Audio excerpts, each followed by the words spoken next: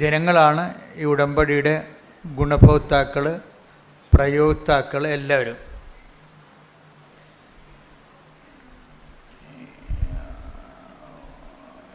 ഇതൊരു ഉടമ്പടി ഒരു താൽക്കാലികമായ ഒരു ചെറിയൊരു കാലഘട്ടം, 90 ദിവസം. അങ്ങനെ ഒരു ഷോർട്ട് ടൈമാണ് ഉടമ്പടിയുടെ കാലദൈർഘ്യമെന്ന് നമുക്ക് പൊതുവെ പറയാമെങ്കിലും that is not actually, it is not practical. പൊതുവെ പറയാം ഇത് 90 ദിവസത്തെ വിഷയമാണെന്ന് പറയാമെങ്കിലും നമുക്കറിയാം ഇതിൻ്റെ എല്ലാ കവനൻറ്റുകളും, ഇപ്പം നിങ്ങളുടെ വിവാഹം, ക്രൈസ്തവ വിവാഹം ഒരു കവനൻ്റാണ്. പക്ഷേ ഭർത്താവ് മരിച്ചു കഴിയുമ്പോഴോ ഭാര്യ മരിച്ചു കഴിയുമ്പോഴോ ആ കവനൻ്റ് ഡിസോൾവ് ആയി പോകും.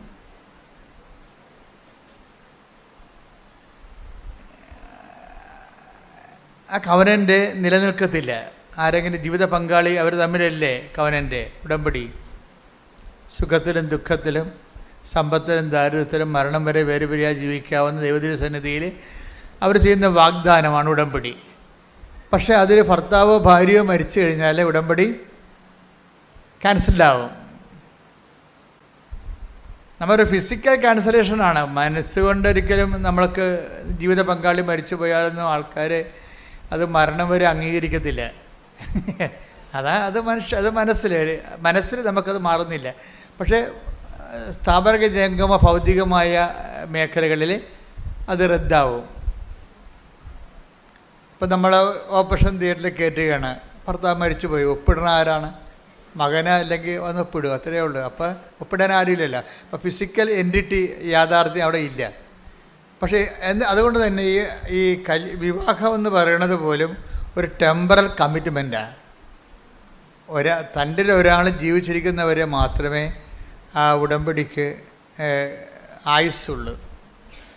പക്ഷേ മരിയൻ ഉടമ്പടി വരുമ്പോൾ കുറച്ച് പ്രോബ്ലംസ് ഉണ്ട്. അത് അറിഞ്ഞുകൊണ്ട് വേണം നിങ്ങളത് ചെയ്യാൻ.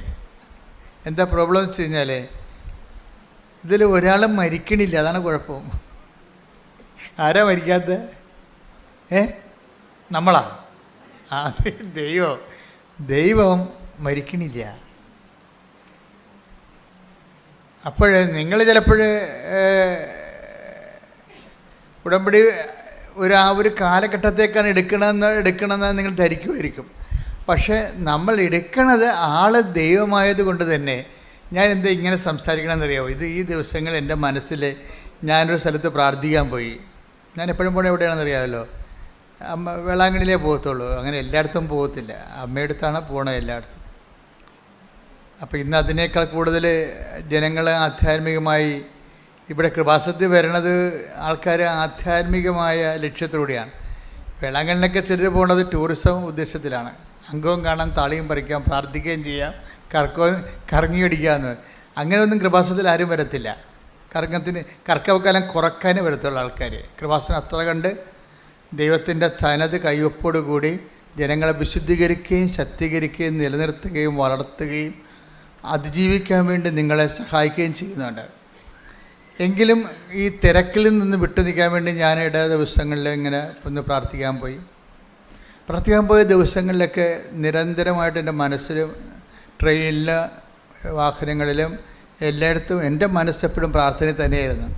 അപ്പോഴൊക്കെ അമ്മ പറഞ്ഞുകൊണ്ടിരുന്നത് ഈ ആൾക്കാരോട് നീ 90 ദിവസം എന്ന് പറയണത് 90 ദിവസത്തിൽ കൂടുതൽ എടുക്കാൻ കപ്പാസിറ്റി ഉള്ളവരുണ്ട്, അതാണ് പ്രശ്നം.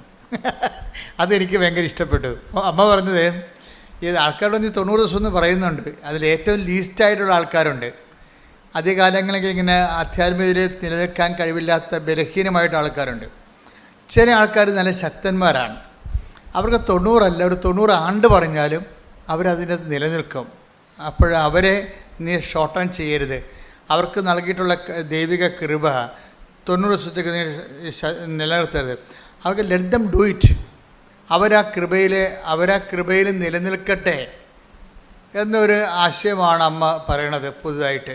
അതായത് നിങ്ങൾക്ക് ഇപ്പോൾ ചിലപ്പോൾ തിരിയുണ്ടാകത്തില്ല, കയ്യിൽ തിരിയുണ്ടാകത്തില്ല, ചില ഉപ്പുണ്ടാകത്തില്ല എന്ന് പറഞ്ഞാൽ ഉടമ്പടി എങ്ങനെയാണ് പോണത്? ഇല്ലേ? നിങ്ങളുടെ തിരി ചിലപ്പോൾ എരിഞ്ഞ് തീരും, നിങ്ങളുടെ വ്യഞ്ജനിച്ച ഉപ്പുകൾ ഉപയോഗിച്ച് തീരും, പക്ഷേ നിങ്ങൾ ചെയ്ത ആൾ ജീവിച്ചിരിക്കുന്നു അല്ലേ? അപ്പോഴേ ഉടമ്പടി നിലനിൽക്കുകയാണ് ചെയ്യണത്. അത് ഈ അരൂപിയിലാണ് നിലനിൽക്കുന്നത്, ഇൻ സ്പിരിറ്റാണ് നിലനിൽക്കുന്നത്. നമുക്ക് ആ ഒരു ഉടമ്പടി ബോധം, ഉടമ്പടി എന്ന് പറയുന്നത് ഒരു ലൈഫ് ആൻഡ് കോൺഷ്യസ് ആണ്. ഉടമ്പടി എന്ന് പറഞ്ഞ ഒരു ജീവിതമാണ്, ജീവിത രീതിയുമാണ്, അതേസമയം തന്നെ ഒരു ബോധം കൂടിയാണ്. ഞാൻ എന്താണ്, എല്ലാവരും പറയത്തില്ല ഞാൻ ഉടമ്പടിയിലാണ് എന്നാ ആൾക്കാർ പറയണത്. സാക്ഷ്യം പറയുമ്പോൾ നമ്മൾ ശ്രദ്ധിക്കാം, ആൾക്കാർ എന്ത് മുമ്പത്തെ പോലൊന്നുമല്ല.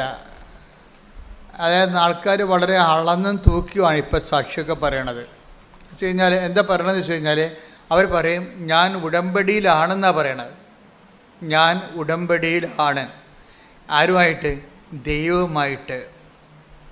ദൈവമായിട്ട് ഉടമ്പടിയിലാണെന്ന് പറയുമ്പോൾ അതായത് നമ്മുടെ ജീവിതത്തിൽ ഇനി ഇതിനേക്കാൾ വലിയൊരു ആളുമായിട്ട് നമുക്ക് ഉടമ്പടി ചെയ്യാനില്ല. അതാണ് എൻ്റെ വിഷയം. ദൈവമായിട്ട് അപ്പോൾ നമ്മളതിൽ ഭയങ്കര ഹാപ്പി ആകണം നിങ്ങൾ.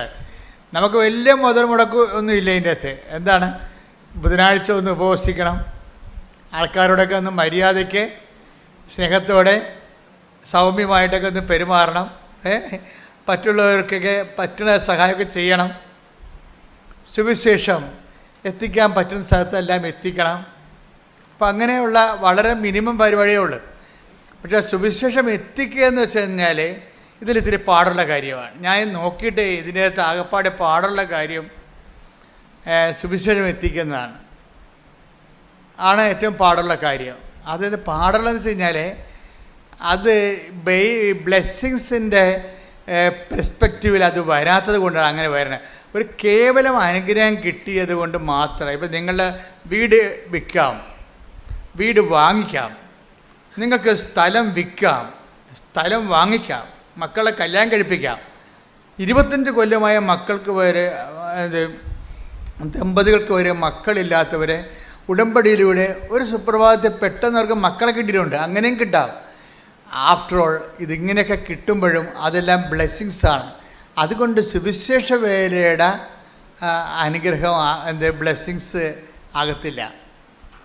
അച്ഛൻ പറഞ്ഞ മനസ്സിലായ? അതായത് ഏറ്റവും വലിയ ഇപ്പം നിങ്ങൾക്ക് 25 കൊല്ലമായിട്ടേക്ക് മക്കളില്ല, 25-ാമത്തെ കൊല്ലം മക്കളെ കിട്ടി, 24-ാമത്തെ കൊല്ലം മക്കളെ കിട്ടി, 23-ാമത്തെ കൊല്ലം മക്കളെ കിട്ടി.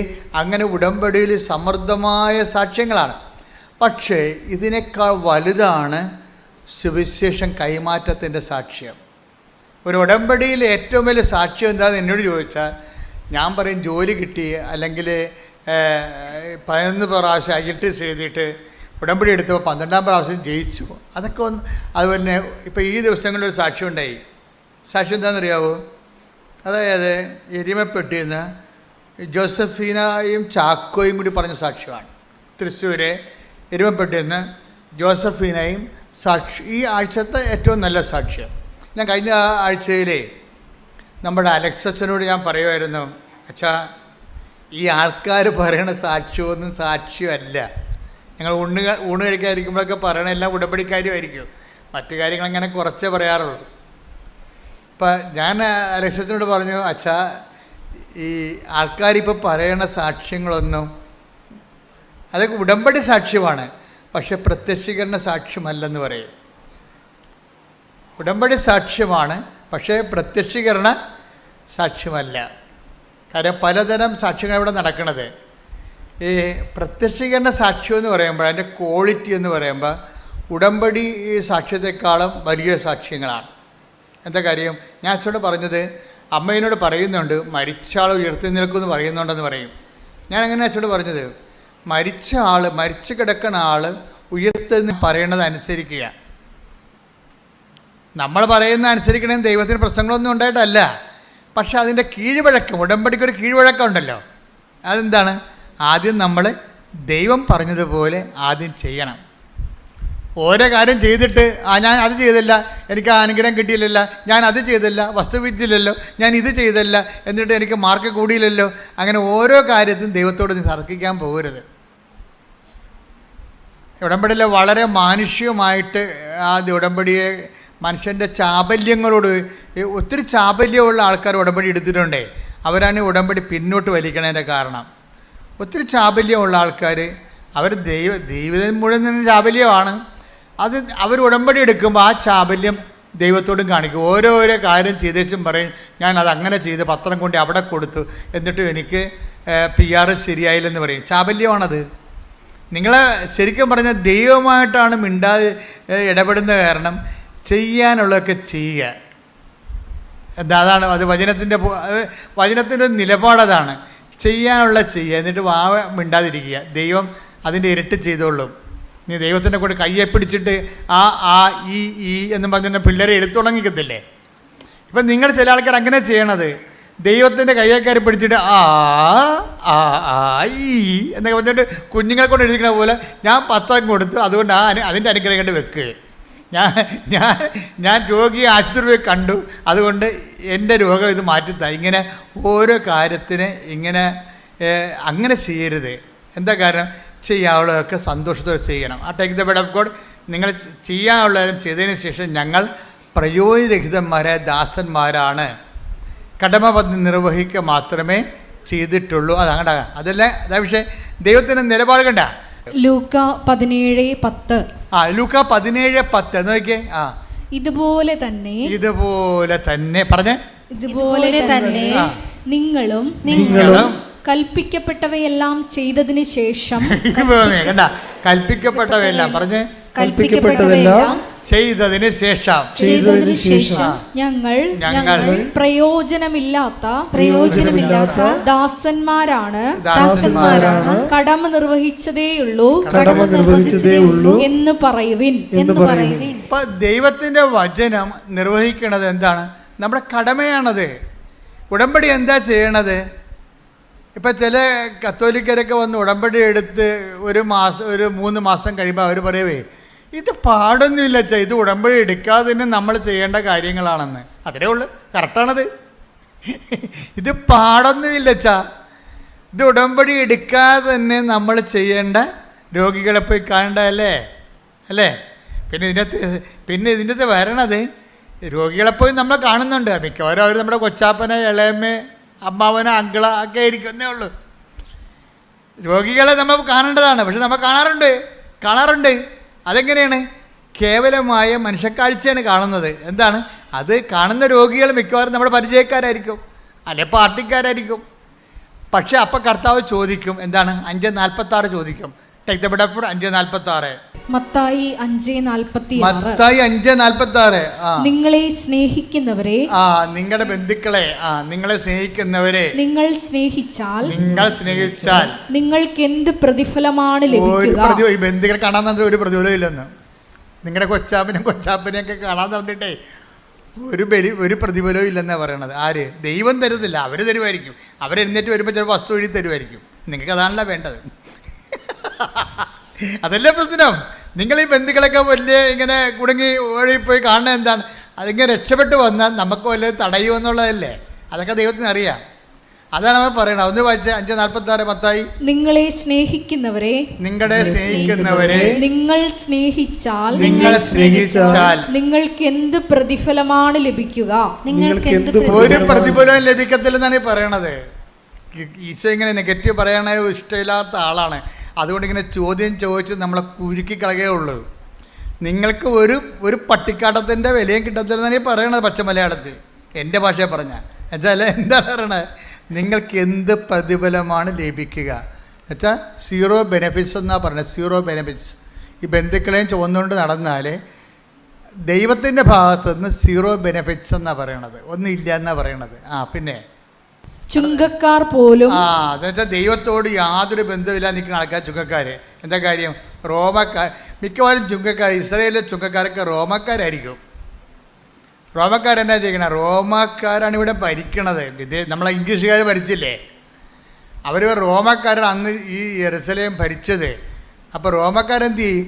അവിടെ സീസറിന് 10 രൂപ കൊടുക്കണമെന്നുണ്ടെങ്കിൽ ഇടനിലക്കാരെല്ലാം കൂട്ടി ഗുണ്ടാപ്പിരിവും എല്ലാം കൂടി കഴിയുമ്പോൾ 100 രൂപ മേടിക്കും ആൾക്കടയ്ക്ക് എന്ന്. അവിടെ 10 രൂപയെ കൊടുക്കത്തുള്ളൂ, ബാക്കി 100 രൂപ കുറേ പൈസ ഇവരടിച്ചു മാറ്റും. അപ്പോൾ അതുകൊണ്ട് ഈ പുച്ഛമാണ് ചുങ്കക്കാര്. അപ്പോൾ അവരങ്ങനെ എന്താ വെച്ചാൽ ഇവരുടെ ഗുണ്ടകളുണ്ട് കുറേ ആൾക്കാർ. ഇപ്പോൾ 10 രൂപ റോമിൽ കൊടുക്കണമെന്നുണ്ടെങ്കിൽ ഇവന്മാർ ആരെ പിരിക്കണം? അതിനകത്ത് ഇടനിലക്കാരുണ്ട് അല്ലേ? അതായത് അവിടെ ജില്ലാ പഞ്ചായത്തിൽ ആളുണ്ട്, ഡിസ്ട്രിക്റ്റിൽ ആളുണ്ട്, ഇതെല്ലാം കഴിഞ്ഞിട്ട് ഗവർണറുണ്ട്. അവർക്കെല്ലാം കിട്ടാവുന്നതെല്ലാം ഓഹരിയിൽ ഇവർ പിരിച്ചു കൊടുക്കണം. അപ്പം ജനങ്ങൾ കൊടുക്കുക? ജനങ്ങൾ കൊടുക്കത്തില്ല. ജനങ്ങൾ കഷ്ടപ്പെട്ടൊക്കെ എന്തുമാത്രം ഇസ്രയേലിലാണെങ്കിൽ അന്നത്തെ കാലത്താണെങ്കിൽ ഒരു കാലാവസ്ഥ ഇല്ലാത്ത സമയമാണ്. കാലാവസ്ഥ അല്പം തെറ്റിയാൽ പണ്ടൊക്കെ ക്ഷാമം വരത്തില്ലേ? ക്ഷാമം വരണത് എന്തുകൊണ്ടാണ്?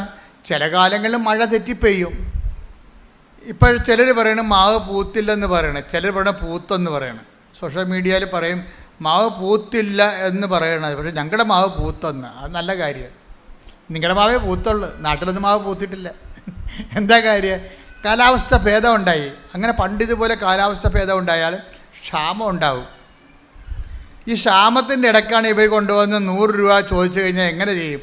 നമുക്ക് തന്നെ തിന്നാൻ കിട്ടണില്ല, പിന്നെ എങ്ങനെ മക്കളുടെ കൊടുക്കണത്? അപ്പോൾ പിന്നെ കൊടുക്കാതിരിക്കുമ്പോൾ ഗുണ്ടകൾ വന്ന് വീട് തല്ലി പൊളിക്കും.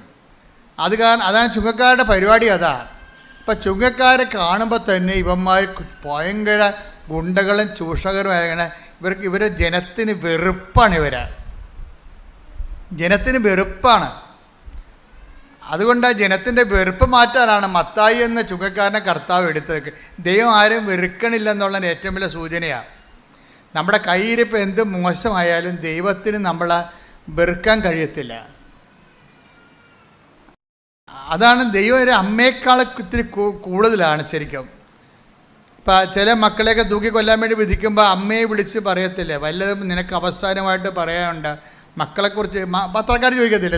തൂക്കിക്കൊല്ലാൻ പോണ പ്രതിയുടെ അമ്മയോട് ചോദിക്കും, നിങ്ങൾക്ക് മകനെ തൂക്കിക്കൊല്ലുകയാണ് നാളെ, നിങ്ങൾക്ക് വല്ലതും പറയാനുണ്ടോ എന്ന് പറയുമ്പോൾ ശരി പറയും, അവൻ എൻ്റെ വയറ്റിൽ പിറക്കാതിരുന്നെങ്കിൽ അത്രയും നല്ലതാണെന്ന് പറയും. അത് പത്രക്കാർ പറയും അവസാനത്തെ വചനം, അവനെൻ്റെ വയറ്റിൽ പിറക്കാതിരുന്നെങ്കിൽ. അപ്പോൾ അമ്മയാണെങ്കിലും ശരി, മകൻ തൂക്കുമരത്തെ കയറിയ അവൻ എൻ്റെ വയറ്റിൽ പിറക്കാം. പക്ഷേ ദൈവം അങ്ങനെ പറയത്തില്ല, എൻ്റെ വയറ്റിൽ പിറന്നതാണെന്നേ പറയത്തുള്ളൂ. നമ്മൾ മോശക്കാരായാലും പറയും എൻ്റെ വയറ്റിൽ പിറന്നതാണെന്ന്, ഓൺ ചെയ്യും. അതുകൊണ്ട് ദൈവത്തിനാരും അങ്ങനെ, അതാണ് ദൈവം സ്നേഹമാണെന്നൊക്കെ പറയുമ്പോൾ ഈ നമുക്ക് എല്ലാ കോശങ്ങളും, ശരീരത്തിൻ്റെ കോശങ്ങളെല്ലാം എഴുന്നിരുന്നിട്ട് ഹല്ലേലൂയ പറയണത് സത്യമായത് കൊണ്ടാണ്. എന്താ കാര്യം? സ്വന്തം അമ്മ തന്നെ പറയും അവൻ എൻ്റെ വയറ്റിൽ പിറക്കാതിരുന്നെങ്കിൽ നല്ലതായിരുന്നെന്ന്. പക്ഷെ ദൈവം പറയത്തില്ല, ഞാൻ തന്നെ എൻ്റെ വയറ്റിൽ തന്നെ പിറന്നതാണ്, അവനെ അല്പം ദൈവസ്നേഹം കുറഞ്ഞു പോയെന്നേ പറയത്തുള്ളൂ. ബൈബിള് ഈ വിഷയങ്ങൾ പാപത്തെ എല്ലാം കാണുന്നത് പാപം എന്നതിനേക്കാളുപരി ദൈവസ്നേഹം കുറഞ്ഞു പോയെന്നേ പറയത്തുള്ളൂ. അവന് എന്നോട് ഇത്തിരി സ്നേഹം കുറഞ്ഞു പോയി. ദൈവത്തോട് സ്നേഹം കുറഞ്ഞു പോകുമ്പോൾ എന്ത് ചെയ്യും? അറിയാതെ തന്നെ തിന്മകളിലേക്ക് മനുഷ്യൻ പോകും. ഞങ്ങൾ ഈ ആധ്യാത്മിക ഭിഷഗ്വരന്മാർ ചെയ്യണ പരിപാടി എന്താണെന്നറിയാമോ? ജനങ്ങളെ ഇങ്ങനെ ശപിച്ച് നിങ്ങൾ മോശമാണ്, പാപമാണ്, പാപം കത്തിക്കണമെന്നൊന്നും ഞാൻ പറയത്തില്ല. പാപത്തെക്കുറിച്ച് ഞാൻ സംസാരിക്കാറ് പോലുമില്ല. ഞാൻ സംസാരിക്കുക എന്തിനെക്കുറിച്ചാണ്? ദൈവസ്നേഹത്തെക്കുറിച്ച് സംസാരിക്കും. ദൈവസ്നേഹത്തെക്കുറിച്ച് സംസാരിക്കും. കുമ്പസാരക്കൂടി ഇരിക്കുമ്പോഴും ഞാൻ പറയും, മകനെ ഇരുട്ടാണെന്നും പറഞ്ഞുകൊണ്ട് നീ മൊത്തം ഇരുട്ടാണെന്ന് നിൻ്റെ കണ്ണുകൂടി അടച്ച് കളഞ്ഞേണ്ട കാര്യമില്ല.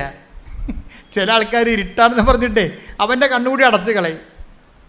കാര്യം എനിക്ക് ഈ പാപത്തിൽ നിന്ന് രക്ഷപ്പെടാൻ പറ്റത്തില്ല അച്ഛാന്ന് പറയും. ഞാൻ പറഞ്ഞു ഇന്ന് രക്ഷപ്പെടാൻ പറ്റും, ഇരുട്ടാണ്. അപ്പം നമ്മൾ വിളക്ക് കത്തിക്കുക, നീ പുണ്യപ്രവർത്തികളൊക്കെ ചെയ്യ്. പതുക്കെ ദൈവം തന്നെ അന്നെ കണ്ണ് കാഴ്ച തുറന്നതല്ലേ, ഇരുട്ട് മാറ്റിയതല്ലേ. ദൈവം തന്നെ ചില പാപങ്ങളെ നമ്മൾ രക്ഷപ്പെടണമെങ്കിൽ ദൈവം തന്നെ വന്ന് നമ്മുടെ കണ്ണിൽ തൊടണം. അപ്പോൾ നമ്മളെന്ത് ചെയ്യും? അവൻ പറയണ പോലെ ഉടമ്പടി എന്ന് പറഞ്ഞാൽ ഭയങ്കര ഔഷധമാണേ. ഉടമ്പടി എന്ന് പറഞ്ഞാൽ എന്താണ്? നമ്മളെ ദൈവസ്നേഹത്തെ വളർത്തും. നിങ്ങളിതൊക്കെ ചെയ്യുമ്പോഴേ നിങ്ങൾക്ക് വസ്തുസ്നേഹമാണ് ചിലർക്ക് ഉണ്ടാകണത്. നിങ്ങളിപ്പോൾ ചെയ്യുന്നില്ലേ, ഓരോ കാര്യങ്ങൾ ചെയ്യുന്നില്ലേ? രോഗികളെ കാണുന്നുണ്ട്, സുവിശേഷ വേല ചെയ്യുന്നുണ്ട്. അപ്പം നിങ്ങൾക്ക് പലർക്കും ദൈവസ്നേഹമല്ല ഉണ്ടാകണത്. എന്താ ഉണ്ടാകണത്? വസ്തുസ്നേഹം എന്ന് പറയും, അല്ലെങ്കിൽ വിഷയസ്നേഹം. എന്താണ് കാര്യം? ഞാനിങ്ങനെ ചെയ്യുമ്പോൾ എനിക്ക് ഒന്നെങ്കിൽ എൻ്റെ കാണാതെ പോയ ഭർത്താവ് തിരിച്ചു വരും, അപ്പോഴും വ്യക്തിസ്നേഹമായില്ലേ അല്ലേ? അല്ലെങ്കിൽ എൻ്റെ പഠിക്കാത്ത മകൻ പഠിക്കാൻ തുടങ്ങും, അപ്പോൾ എന്തായാലും അപ്പോഴും വ്യക്തിസ്നേഹമാണ്. അല്ലെങ്കിൽ എനിക്ക് ഞങ്ങളുടെ വീടിൻ്റെ വാതിക്കൽ കൊടുക്കാൻ പോകുന്ന സ്ഥലം മേടിക്കാൻ പറ്റും, അപ്പോൾ വസ്തുസ്നേഹമായില്ലേ? അപ്പോൾ നമ്മൾ ഉടമ്പടിയിൽ വരണത് നിങ്ങൾ ശ്രദ്ധിക്കണം. ഉടമ്പടി ലാഗ് ചെയ്യാനുള്ള കാരണം നിങ്ങളുടെ ഈ ഉടമ്പടിയുടെ സൂചി ഇരിക്കണത് ദൈവസ്നേഹത്തിലല്ല ഇരിക്കണത്. എവിടെയാണ്? വസ്തുസ്നേഹത്തിലോ വിഷയസ്നേഹത്തിലോ ആണ് ഇരിക്കുന്നത്. അതുകൊണ്ടാണ് താമസിക്കുന്നത്. അപ്പോൾ നിങ്ങളുടെ ഇപ്പം നമ്മൾ ചെയ്യുമ്പോൾ നിയോഗങ്ങളൊക്കെ വെക്കുന്നുണ്ടെങ്കിൽ നിങ്ങൾ നിയോഗം അല്ല ഉടമ്പടി ലക്ഷ്യം. കഴിഞ്ഞ ദിവസങ്ങളിലേ ഞാനിവിടെ ഇതില്ലേ അതായത് നമ്മുടെ ഡെയിലി ബ്രെഡ് അവിടെ സ്റ്റുഡിയോയിൽ നിൽക്കിയിരുന്നു. അപ്പോൾ ഞാനിങ്ങനെ ഡെയിലി ബ്രെഡ് സംസാരിക്കുന്ന സമയത്ത് കർത്താവിനോട് പറഞ്ഞു, ഉടമ്പടിയുടെ ലക്ഷ്യം ഉടമ്പടിയുടെ വിഷയമല്ല, ഉടമ്പടി തന്നെയാണെന്ന് പറയാൻ പറഞ്ഞു. ഉടനെ ഞാൻ പറഞ്ഞ്, കർത്താവ് പറയണം ഉടമ്പടിയുടെ ലക്ഷ്യം ഉടമ്പടിയുടെ വിഷയമല്ല, ഉടമ്പടി തന്നെയാണ്. അത് എനിക്കൊരു ബോധം ഉണ്ടായി. അപ്പോഴ് ഉടമ്പടി ലക്ഷ്യം നമുക്ക് നിയോഗമല്ലേ? രോഗം മാറുക, വീട് വിൽക്കുക, വീട് വാങ്ങിക്കുക, വസ്തു വാങ്ങിക്കുക, മകളെ കെട്ടിച്ച മകൾക്ക് കുഞ്ഞുങ്ങളുണ്ടാകുക. ഇപ്പോൾ വിഷയമല്ലേ നമുക്ക് ഉടമ്പടി ലക്ഷ്യം? പക്ഷേ ദൈവം എന്താ പറഞ്ഞതെന്നറിയാമോ? ഉടമ്പടിയുടെ ലക്ഷ്യം വിഷയമല്ല, വ്യക്തികളുമല്ല, പിന്നെ എന്താണ്? ഉടമ്പടി തന്നെയാണ്. ഒന്ന് പറഞ്ഞ്, ഉടമ്പടിയുടെ ലക്ഷ്യം ഉടമ്പടി തന്നെയാണ്. എന്ന് വെച്ചാൽ എന്താണ് ഉടമ്പടി? ദൈവവും ഞാനും തമ്മിലുള്ള ഉടമ്പടി ബന്ധമാണ് ഉടമ്പടി. ദൈവവും ഞാനും തമ്മിലുള്ള ബന്ധമാണ്. അത് ദൈവവും ഞാനും തമ്മിലുള്ള ബന്ധമാണോ ഉടമ്പടിയാണോ നിനക്ക് പ്രധാനം, ഉടമ്പടിയുടെ വിഷയമാണോ എന്നറിയാൻ വേണ്ടി ചില കാര്യങ്ങൾ ദൈവം ചെയ്യാതെ പോകും. അപ്പോൾ നമ്മളെ സഹായിക്കാൻ ആരെങ്കിലും ഉണ്ടാകണം. അതുകൊണ്ടാണ് ഞാൻ ഇടയ്ക്ക് പരിശുദ്ധാത്മാവിനെക്കുറിച്ച് പറയണത്. ഇപ്പോൾ ഉടമ്പടി ലക്ഷ്യം വിഷയമാണോ വ്യക്തിയാണോ, അല്ല ഉടമ്പടി ലക്ഷ്യം ഉടമ്പടി തന്നെയാണോ, ഉടമ്പടിയുമായിട്ടുള്ള ദൈവത്തോടുള്ള ബന്ധമാണോ എന്ന് നമ്മൾ അറിയാൻ വേണ്ടി ചില കാര്യങ്ങൾ നടക്കാതെ പോകും. അപ്പോൾ നടക്കാതെ പോകുമ്പോൾ നിങ്ങൾ എന്ത് ചെയ്യണം? കർത്താവേ, നടന്നാലും നടന്നില്ലെങ്കിലും ഉടമ്പടിക്ക് മാറ്റമില്ല. കാര്യം എൻ്റെ ബന്ധം നീയുമായിട്ടാണ്. മനസ്സിലായില്ലേ? ഒന്ന് പറഞ്ഞ്, കർത്താവേ ഉടമ്പടി നടന്നാലും നടന്നില്ലെങ്കിലും ഉടമ്പടിയുടെ ലക്ഷ്യം ഉടമ്പടി തന്നെയാണ്. അത് നീയുമായിട്ടുള്ള സ്നേഹവും ബന്ധവുമാണ്. ഉടമ്പടി നടക്കാതിരിക്കുമ്പോഴും അങ്ങ് പറഞ്ഞതുപോലെ ചെയ്തുകൊണ്ട് ഞാൻ എൻ്റെ ജീവിതം ഉടമ്പടിയോടെ മുന്നോട്ട് പോകാൻ എന്നെ അനുഗ്രഹിക്കണമേ. ശ്രദ്ധിക്കട്ടെ.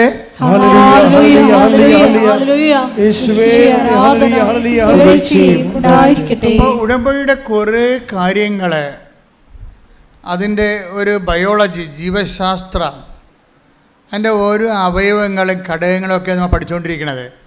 അതായത് ഉടമ്പടിയുടെ ലക്ഷ്യം ഉടമ്പടി തന്നെയാണ്. അല്ലെങ്കിൽ നമ്മൾ ആരുമായിട്ട് ഉടമ്പടി ചെയ്തിരിക്കുന്നുവോ ആ ദൈവം തന്നെയാണ് ഉടമ്പടി ലക്ഷ്യം. ബൈബിളെന്ന് പറയുന്നത് ഏത് തരത്തിലുള്ള മാനുഷികമായ ബലഹീനതയിൽ ഇരുട്ടിൽ കിടക്കുന്നവർക്കും ഒരു പ്രത്യാശയാണ്. ഏത് പാപാവസ്ഥയിൽ കിടക്കുന്നവനും ഒരു പ്രത്യാശ കൊടുക്കും. എന്താണ്? അന്ധകാരത്തിൽ കിടക്കുന്നവർ ഒരു പ്രകാശം കണ്ടു. Take the word of God. സ്തുതിക്കട്ടെ. Hallelujah, hallelujah, hallelujah, hallelujah, hallelujah, യേശുവേ നന്ദി, ഹല്ലേലൂയ, ഹല്ലേലൂയ, ഹല്ലേലൂയ, യേശുവേ ആരാധന. മത്തായി 4:16 ഭയങ്കരമായ ഒരു വചനമാണിത്. അതായത് മത്തായി 4:16. അന്ധകാരത്തിൽ സ്ഥിതി ചെയ്തിരുന്ന ജനങ്ങൾ പറഞ്ഞ അന്ധകാരത്തിൽ സ്ഥിതി ചെയ്തിരുന്ന ജനങ്ങൾ വലിയ പ്രകാശം കണ്ടു. മരണത്തിന്റെ മേഖലയിലും നിഴലിലും വസിച്ചിരുന്നവർക്കായി ഒരു ദീപ്തി ഉദയം ചെയ്തു. അതായത് മരണം എന്ന് പറഞ്ഞാൽ എന്താണ്? പാപം തന്നെയാണ്. പാപത്തിന്റെ ശമ്പളം മരണം. അതാണ് take the word of God. പാപത്തിന്റെ ശമ്പളം മരണം. സ്തുതിക്കട്ടെ. ഹല്ലേലൂയ, ഹല്ലേലൂയ, ഹല്ലേലൂയ, യേശുവേ ആരാധന, ആരാധന, ആരാധന, യേശുവേ നന്ദി, മഹത്വം, മഹത്വം, ഹല്ലേലൂയ, ഹല്ലേലൂയ, ഹല്ലേലൂയ. റോമ 6:22. റോമ 6:22. പാപത്തിന്റെ വേതനം മരണമാണ്. പാപത്തിന്റെ ശമ്പളം പറഞ്ഞേ. പാപത്തിന്റെ ശമ്പളം മരണമാണ്. മരണമാണ്. റോമയുടെ കൂടെ പാപത്തിന്റെ ശമ്പളം മരണമാണ് എന്ന് പറയുന്ന വചനത്തിന്റെ കൂടെ വായിച്ചേ. മത്തായി 4:16. മത്തായി 4:16. അന്ധകാരത്തിൽ സ്ഥിതി ചെയ്തിരുന്ന ജനങ്ങൾ വലിയ പ്രകാശം കണ്ടു. അന്ധകാരത്തിൽ സ്ഥിതി ചെയ്യുന്ന ജനങ്ങൾ വലിയ പ്രകാശം കണ്ടു. മരണത്തിന്റെ മേഖലയിലും. മരണത്തിന്റെ മേഖല എന്ന് പറഞ്ഞാൽ എന്താണ്? അഗ്നിപർവ്വതത്തിന് താഴ്വര എന്നല്ല എൻ്റെ അർത്ഥം. പാപത്തിന്റെ മേഖലയിലെ കാര്യം എന്താണ്? പാപത്തിന്റെ ശമ്പളം മരണമാണ്. അപ്പം മരണത്തിന്റെ മേഖല എന്ന് പറഞ്ഞാൽ എന്താണ്? പാപത്തിന് ഒരു മേഖല തന്നെയുണ്ട്. പാപത്തിന് വലിയൊരു മേഖലയുണ്ട്. അപ്പോൾ ആ മേഖലയിൽ താമസിക്കുന്ന ആൾക്കാരുണ്ട് പാപത്തിന്. അപ്പോൾ ഒരു ഈ പാപത്തിൻ്റെ ഒരു സിൻ സോൺ എന്ന് പറയാമെങ്കിൽ പറയാവുന്ന സിൻ സോൺ എന്ന് പറയുമ്പോൾ അത് ഒരു പാപമായിട്ട് വരത്തില്ല. ഒരാളിന് ഒരു പാപം ഉണ്ടെങ്കിൽ അതിന് മുഴുവൻ ഒരു സോണിൽ തന്നെ ആ മുഴുവൻ പാപമായിരിക്കും. ഇപ്പം ഞാനൊരു സ്ഥലത്ത് ചെന്നപ്പോൾ ഇവിടെ അതിരപ്പള്ളി പണ്ട് ഞാൻ പോയിട്ടുള്ളതാണ്. 70-75 പോയിട്ടുള്ളതാണ്. അപ്പം അന്ന് പോയപ്പോൾ അവിടെയൊക്കെ എണ്ണപ്പനയില്ലേ. ഇപ്പം ചെല്ലുമ്പോൾ മുഴുവൻ എണ്ണപ്പനയാണ്. കഴിഞ്ഞ ദിവസങ്ങളിൽ കഴിഞ്ഞ 2-3 മാസം മുമ്പ് ഞാൻ പോയപ്പോൾ ആ എണ്ണപ്പനയുടെ ആ കാട്ടിക്കുടിയൊക്കെ വെറുതെ ചുമ്മാ പ്രാർത്ഥിച്ചുകൊണ്ട് പോയി. എന്താ പോയെന്ന് വെച്ചാൽ ഭയങ്കരമായൊരു കുളിർമയാണ്. അപ്പം അത് ഈ പെണ്ണപ്പനയുടെ മേഖലയാണ്. ഇതുപോലെ ഒരു പനയായിട്ടൊന്നും ഉണ്ടാകത്തില്ല. പാപത്തിൻ്റെ ഒരു പനയായിട്ടുണ്ടാകത്തില്ല. ഒരു മേഖലയായിരിക്കും ഉണ്ടാകുന്നത്. ഈ മേഖല, പാപത്തിൻ്റെ മേഖലയിൽ എന്ത് ചെയ്യണം?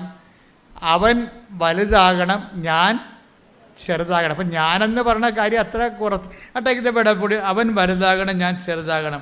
യോഹന്നാൻ 3:30. യോഹന്നാൻ 3:30. അവൻ വളരുകയും. അവൻ എന്ന് പറഞ്ഞാൽ ആരാണ്? അയാള്. ഉടമ്പടിയിൽ എന്താ സംഭവിക്കേണ്ടത്? യോഹന്നാൻ 3:30 സംഭവിക്കണം. എന്താണ്? അവൻ വലുതാകുകയും ഞാൻ കുറയുകയും വേണം. അവിടെയാണ് ഒരു പ്രശ്നം. അപ്പോൾ 2 പ്രോസസ്സാണ് നടക്കുന്നത് ഒരേ സമയത്ത്. എന്താ കാര്യം? അവൻ വലുതാകുകയും ചെയ്യണം. പിന്നെ എന്താണ്? ഞാൻ കുറയുകയും ചെയ്യണം. യോഹന്നാൻ കുറയണ കാര്യമല്ല. ഞാൻ എന്ന് പറയുന്ന ഒരു സംഭവമില്ലേ? എന്താണ് ഞാനെന്ന് പറയുന്നത്? എന്താണ്? അഹം. ക്രിസ്ത്യാനിറ്റി ഒരിക്കലും അഹം ബ്രഹ്മാസ്മി എന്ന് പറയത്തില്ല. എന്താ കാര്യം? അഹത്തിന് ബ്രഹ്മാസ്മി ആകാനൊന്നും പറ്റത്തില്ല. അവിടെ ഞാനെന്ന് പറയുന്ന സംഭവമുണ്ട്. എന്താ കാര്യം? ഞാനെന്ന് പറയുന്നത് എന്താണ്? ഞാൻ ബൈബിൾ പറയും, ഞാൻ ദുർഭകനായ മനുഷ്യൻ. ആരെങ്കിലും എന്നെ രക്ഷിച്ചാൽ മാത്രമേ ഞാൻ രക്ഷപ്പെടത്തുള്ളൂ. എന്താ കാര്യം? എന്നെക്കൊണ്ട് തന്നെ എന്നെ രക്ഷിക്കാൻ പറ്റത്തില്ല. പിന്നെ അതാണ് അത്. Take the word of 7:24. റോമ 7:24. ഞാൻ ദുർഭകനായ മനുഷ്യൻ. ഇതാണ് ഞാൻ എന്ന് പറയണത്. എന്താണ് ഞാൻ? എന്താണ്? ഒരു ഗതികെട്ട മനുഷ്യനാണ്. എന്താണ്? ഞാൻ ഇച്ഛിക്കുന്ന നന്മയല്ല. Take the word of God. വായിച്ചോളൂ. ഞാൻ ദുർഭകനായ മനുഷ്യൻ, മരണത്തിന് അധീനമായ ഈ ശരീരത്തിൽ നിന്ന്. അവിടെ മരണമെന്ന് പറഞ്ഞാൽ പാപമാണ് എന്ന് പറഞ്ഞാൽ ഞാൻ ദുർഭകനായ മനുഷ്യൻ. പാപത്തിന്. അപ്പം മരണത്തിന് എന്നാണ് എഴുതിയിരിക്കണമെങ്കിൽ നമുക്ക് ബൈബിളിൻ്റെ സ്പിരിറ്റ് എന്ന് പറയുന്നത് മരണമെന്ന് പറഞ്ഞ ഉടനെ പാപമെന്ന് നമ്മൾ വായിക്കേണ്ടി വരും. തർജ്ജമ ചെയ്ത് വായിക്കേണ്ടി വരും. എന്താ? ഞാൻ ദുർഭകനായ മനുഷ്യൻ. പറഞ്ഞേ, പാപത്തിന് അധീനമായ ഈ ശരീരത്തിൽ നിന്ന്. അപ്പൊ ശരീരമാണ് പ്രശ്നം. ഈ ശരീരത്തിൽ നിന്ന് എന്നെ ആര് മോചിപ്പിക്കും? ശരീരത്തിൽ നിന്ന് ആരെങ്കിലും മോചിപ്പിക്കണം. എന്താ കുഴപ്പം? എന്താണ്? എത്ര കിട്ടിയാലും പോരാ. അതാണ് പ്രശ്നം. എത്ര കിട്ടിയാലും പോരാ. ഇപ്പം ഓരോ വ്യക്തികൾ എന്താ ചെയ്യണത്? നമ്മൾ ഓരോരോ ആൾക്കാർ മലയാളത്തിൽ സംഭവിക്കണുണ്ടല്ലേ. ഇപ്പം ഞാൻ ഈ ദിവസം തമിഴ്നാട്ടിൽ പോയപ്പോൾ ഞാൻ പറഞ്ഞു, ഇവരെല്ലാം കേരളക്കാർക്ക് പഠിക്കണം തോന്നാമെന്ന് പറഞ്ഞ്. തമിഴ്നാട് കണ്ടപ്പോഴേ ഞാൻ ഇവരെല്ലാം കേരളക്കാർക്ക് പഠിക്കുകയാണ്. അതാണ് ഇത് നമ്മുടെ അതിർത്തി പ്രദേശങ്ങളിൽ ചെന്നാൽ മനസ്സിലാകും. അതിർത്തി പ്രദേശങ്ങളിലെല്ലാം പണ്ടുണ്ടായിരുന്നത് സാധാരണ മനുഷ്യൻ ജീവിക്കാൻ പറ്റിയൊരു വീട്, അത്രേ ഉള്ളൂ. ഇപ്പോൾ അങ്ങനെയല്ല. ഇപ്പോൾ അവരെല്ലാവരും 2 നിലയും 3 നിലയും ഒക്കെ ആക്കിയിട്ടുണ്ട്. പക്ഷേ 3 നില ആക്കിയാലും കുഴപ്പമില്ല. എന്താ പ്രശ്നം? അതിൻ്റെ അകത്തൊരു 30 ആൾക്കാർ താമസിക്കുന്നുണ്ടെങ്കിൽ കുഴപ്പമില്ല. പക്ഷേ 3 പേരെ താമസിക്കുന്നുള്ളൂ 3 നിലയിൽ. അവിടെയാണ് ഈ ഞാനെന്ന് പറഞ്ഞ സാധനം വരണത്. മനസ്സിലായില്ലേ? ഇപ്പോൾ മനസ്സിലായില്ലേ? ഇപ്പം ഞാൻ ആരാണെന്ന് മനസ്സിലായില്ലേ? ഇതിൽ നിന്ന് രക്ഷപ്പെടുത്താൻ വല്ല മാർഗമുണ്ടോ?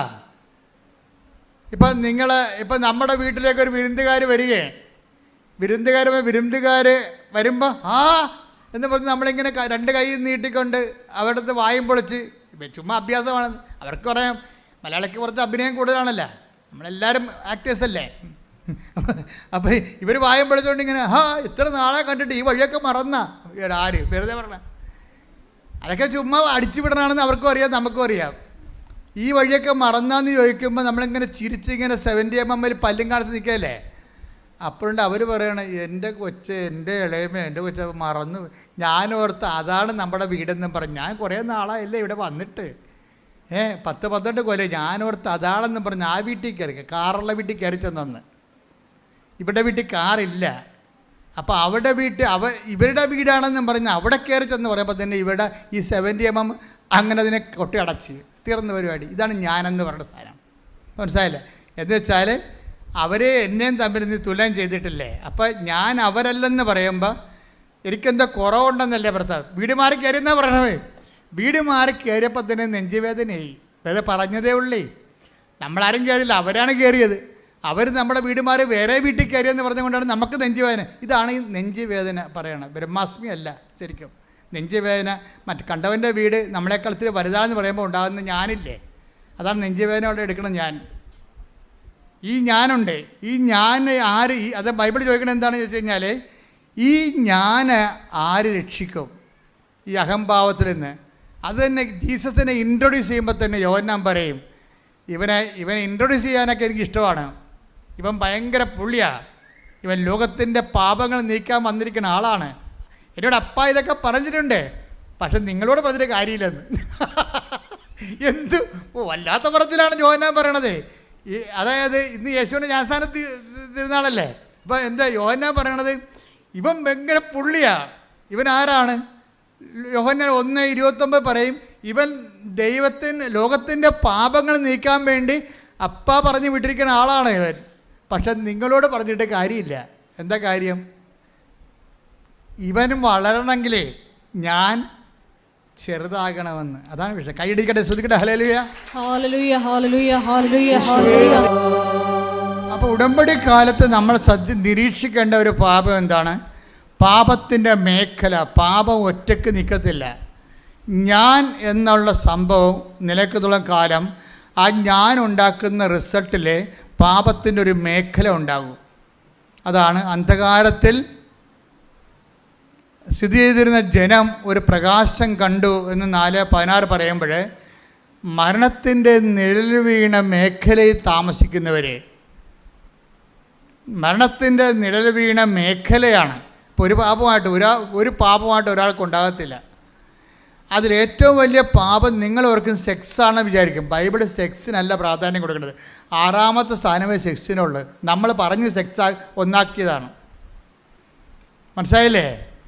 കാര്യം ബൈബിളിൽ സെക്സ് എന്ന് പറഞ്ഞ സംഭവത്തിന് 6ാമത്തെ സ്ഥാനമേ ഉള്ളൂ. കാരണം 6ാമത്തെ കൽപ്പനയാണ് വ്യഭിചാരം ചെയ്തതെന്നുള്ളത്. വ്യഭിചാരം ചെയ്തെന്നുള്ള 6ാമത്തെ കൽപ്പനയാണ്. 1ാമത്തെ കൽപ്പന അല്ല. 1ാമത്തെ കൽപ്പന ആരാണ്? വേറെ ഒരു ഞാനുണ്ടെന്നാണ് പറയണത്. എന്താണ്? നിന്റെ കർത്താവ് ദൈവം ഞാനാകുന്നു. കയ്യടിക്കട്ടെ, ശ്രദ്ധിക്കട്ടെ. Hallelujah, hallelujah, hallelujah. പുറപ്പാട് 20:3. പുറപ്പാട് 20:3. ഞാനല്ലാതെ വേറെ ദേവന്മാർ മറ്റൊരു ദേവന്മാർ നിനക്കുണ്ടാകരുത്. അതാണ് ഞാൻ. എന്താ ഇപ്പം പറയണത്? ഈ ഞാൻ എന്ന് പറയുന്ന ദൈവം നമ്മൾ വളരുകയും ഈ ജഡത്തിലുള്ള ഞാൻ ചെറുതാകുകയും ചെയ്യണം. ബൈബിളിൻ്റെ ഒരു ഇക്വേഷൻ അതാണ്. അതായത് ദൈവമാകുന്ന ഞാൻ എന്നിൽ വളരണം. ക്രിസ്തുവിന് അങ്ങനെ ഒരു ടെൻഡൻസി ഉണ്ട്. ക്രിസ്തു എല്ലാ കാലത്തും ഒരുപോലെ ഇരിക്കത്തില്ല. എന്താണ്? ക്രിസ്തുവിനെ നമുക്ക് ലഭിച്ചാൽ അതിൻ്റെ ടെൻഡൻസി എന്താണ്? വളർന്നുകൊണ്ടേയിരിക്കും നമ്മളിൽ. അപ്പോൾ എന്ത് ചെയ്യും? ഞാനെന്ന് പറയുന്ന ജഡിക ഞാൻ, എൻ്റെ ഇച്ഛാശക്തി, ഇപ്പം നമുക്കുണ്ടാകുന്ന വൈരാഗ്യങ്ങളില്ലേ, ബൈബിൾ ക്ഷമിക്കാനൊക്കെ പറയത്തില്ലേ? പിന്നെ എൻ്റെ പട്ടി ക്ഷമിക്കും. ഏത് പട്ടിക്കൊരു കാലം ഉണ്ടാകും. ഏത് പുളിച്ചും പൂക്കും. എൻ്റെ പുളിച്ചും പൂക്കും. അപ്പോൾ ഞാൻ അവിടെ ആരെങ്കിലും എന്തെങ്കിലും നമ്മൾ അവോയ്ഡ് ചെയ്ത് കഴിഞ്ഞാൽ ഉടനെ ഹർട്ടാകും നമ്മൾ. ഇതാണ് ഞാൻ, ജഡിക ഞാനെന്ന് പറയുന്നത്. ഈ ദൈവം നമ്മൾ വളർന്നു കഴിയുമ്പോൾ അതൊക്കെ നമ്മൾ കണ്ടില്ല കേട്ടില്ല എന്ന് വെക്കും. ആ പോകാൻ പറ, പൊയ്ക്കട്ടെ, കളയട്ടെ. ദൈവനാമത്തിൽ നമ്മളത് കണ്ടില്ലെന്ന് വെക്കും. ഈ ക്ഷമ വളരുമ്പോൾ അതിൻ്റെ കൂടെ ക്ഷമ എന്ന് പറയുന്നത് എന്താണ്? സഹിക്കുന്ന സ്നേഹമാണ്. അതാരാണ്? ക്രിസ്തു തന്നെയാണ്. ക്രിസ്തുവിൻ്റെ അനുഭവ തലങ്ങളാണ് സഹിക്കുന്ന സ്നേഹം. ഇപ്പം സഹിക്കുന്ന സ്നേഹമാണ് നിന്നിൽ വളർന്നു വരണമെന്നുണ്ടെങ്കിൽ, ഇപ്പം നിൻ്റെ അയൽവാസി പല പരിപാടിയും കാണിച്ചിട്ടുണ്ട്. ഏറ്റവും വലിയ അയൽവാസി കാണിക്കുന്ന പരിപാടി എന്താണ്? വേസ്റ്റ് കൊണ്ടുപോകും നമ്മുടെ മുറ്റത്തിലും അല്ലെങ്കിൽ നമ്മുടെ വെയിലിപ്പുറത്തിലും. നമ്മളില്ലാത്ത സമയത്ത് നോക്കി നമ്മുടെ സാധനം എടുത്തുകൊണ്ട് പോകും. എൻ്റെ അച്ഛൻ എങ്ങനെ പ്രാർത്ഥനയ്ക്ക് വരാണ്? മനുഷ്യൻ്റെ കണ്ണ് വെട്ടി അപ്പം അടിച്ചുകൊണ്ട് പോകുമെന്ന് പറയും. അതുകൊണ്ട് പ്രാർത്ഥനയ്ക്ക് വരാതെ നീ ഉരലെ കെട്ടിപ്പിടിച്ച് വീട്ടിയിരിക്കണവരുണ്ട് പാവത്തുങ്ങൾ. ആ കൊണ്ടേ തിന്നെ, നീ കൊണ്ടുപോയ കർത്താവ് എനിക്ക് തരുമെന്ന് പറഞ്ഞ് പോരണ്ടേ? അപ്പോൾ എന്താണ്? കർത്താവ് നിന്നെ വളരുന്നു. കൈയടിക്കട്ടെ.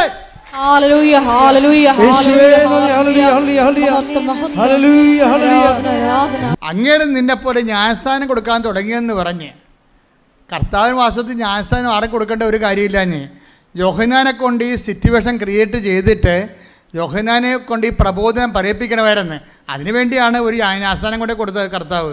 അപ്പോൾ കർത്താവ് ജ്ഞാനസ്ഥാനം കൊടുക്കുന്ന പരിശുദ്ധാത്മാവിലാണ്, വെള്ളത്തിലല്ല, പശ്ചാത്താപത്തിൽ ജ്ഞാനസ്ഥാനമല്ല. അത് ഏൽപ്പിച്ചിരിക്കുന്ന യോഹന്നാനെയാണ്. എന്നിട്ടും കർത്താവ് ജ്ഞാനസ്ഥാനം കൊടുത്തത് ഈ സിറ്റുവേഷൻ ക്രിയേറ്റ് ചെയ്യുകയാണ്. എന്താണ്? ജ്ഞാനസ്ഥാനത്തിലൂടെ, സഹനത്തിലൂടെ നമ്മുടെ ഇഷ്ടങ്ങൾക്ക് അനിഷ്ടമായി. ജ്ഞാനസ്ഥാനം എന്ന് പറയുന്നത് എന്താണ്? നമ്മുടെ ഇഷ്ടത്തിന് അനിഷ്ടമായി ബെൻഡായിട്ട് വേറെ ഇഷ്ടം വരും. ആരുടെ ഇഷ്ടം വരും? വേറെ ഒരു ഞാനുണ്ട്, ദൈവത്തിൻ്റെ ഇഷ്ടം വരും. അതിനാണ് ജ്ഞാനസ്ഥാനം എന്ന് പറയുന്നത്. അതിന് ദൈവ ഇഷ്ടത്തിൽ ഞാൻ എണ്ണത്തിന് തയ്യാറാക്കുന്നതാണ് ജ്ഞാനസ്ഥാനം. അത് വെള്ളം കോരി ഒഴിക്കണ കേസുകത്ത് മാത്രമല്ല. നീ ഒരു വെള്ളം കോരി ഒഴിച്ചില്ല, നിനക്ക് കർത്താവിനെ നിൻ്റെ ഹൃദയത്തിൽ വളരണം എന്ന് നീ ആഗ്രഹിച്ചാൽ, ദൈവത്തിൻ്റെ ഇഷ്ടത്തിന് വേണ്ടി നിൻ്റെ ഇഷ്ടം മാറ്റിവെക്കാൻ തീരുമാനിച്ചാൽ അപ്പോഴും നീ ജ്ഞാനസ്ഥാനപ്പെട്ടിരിക്കും.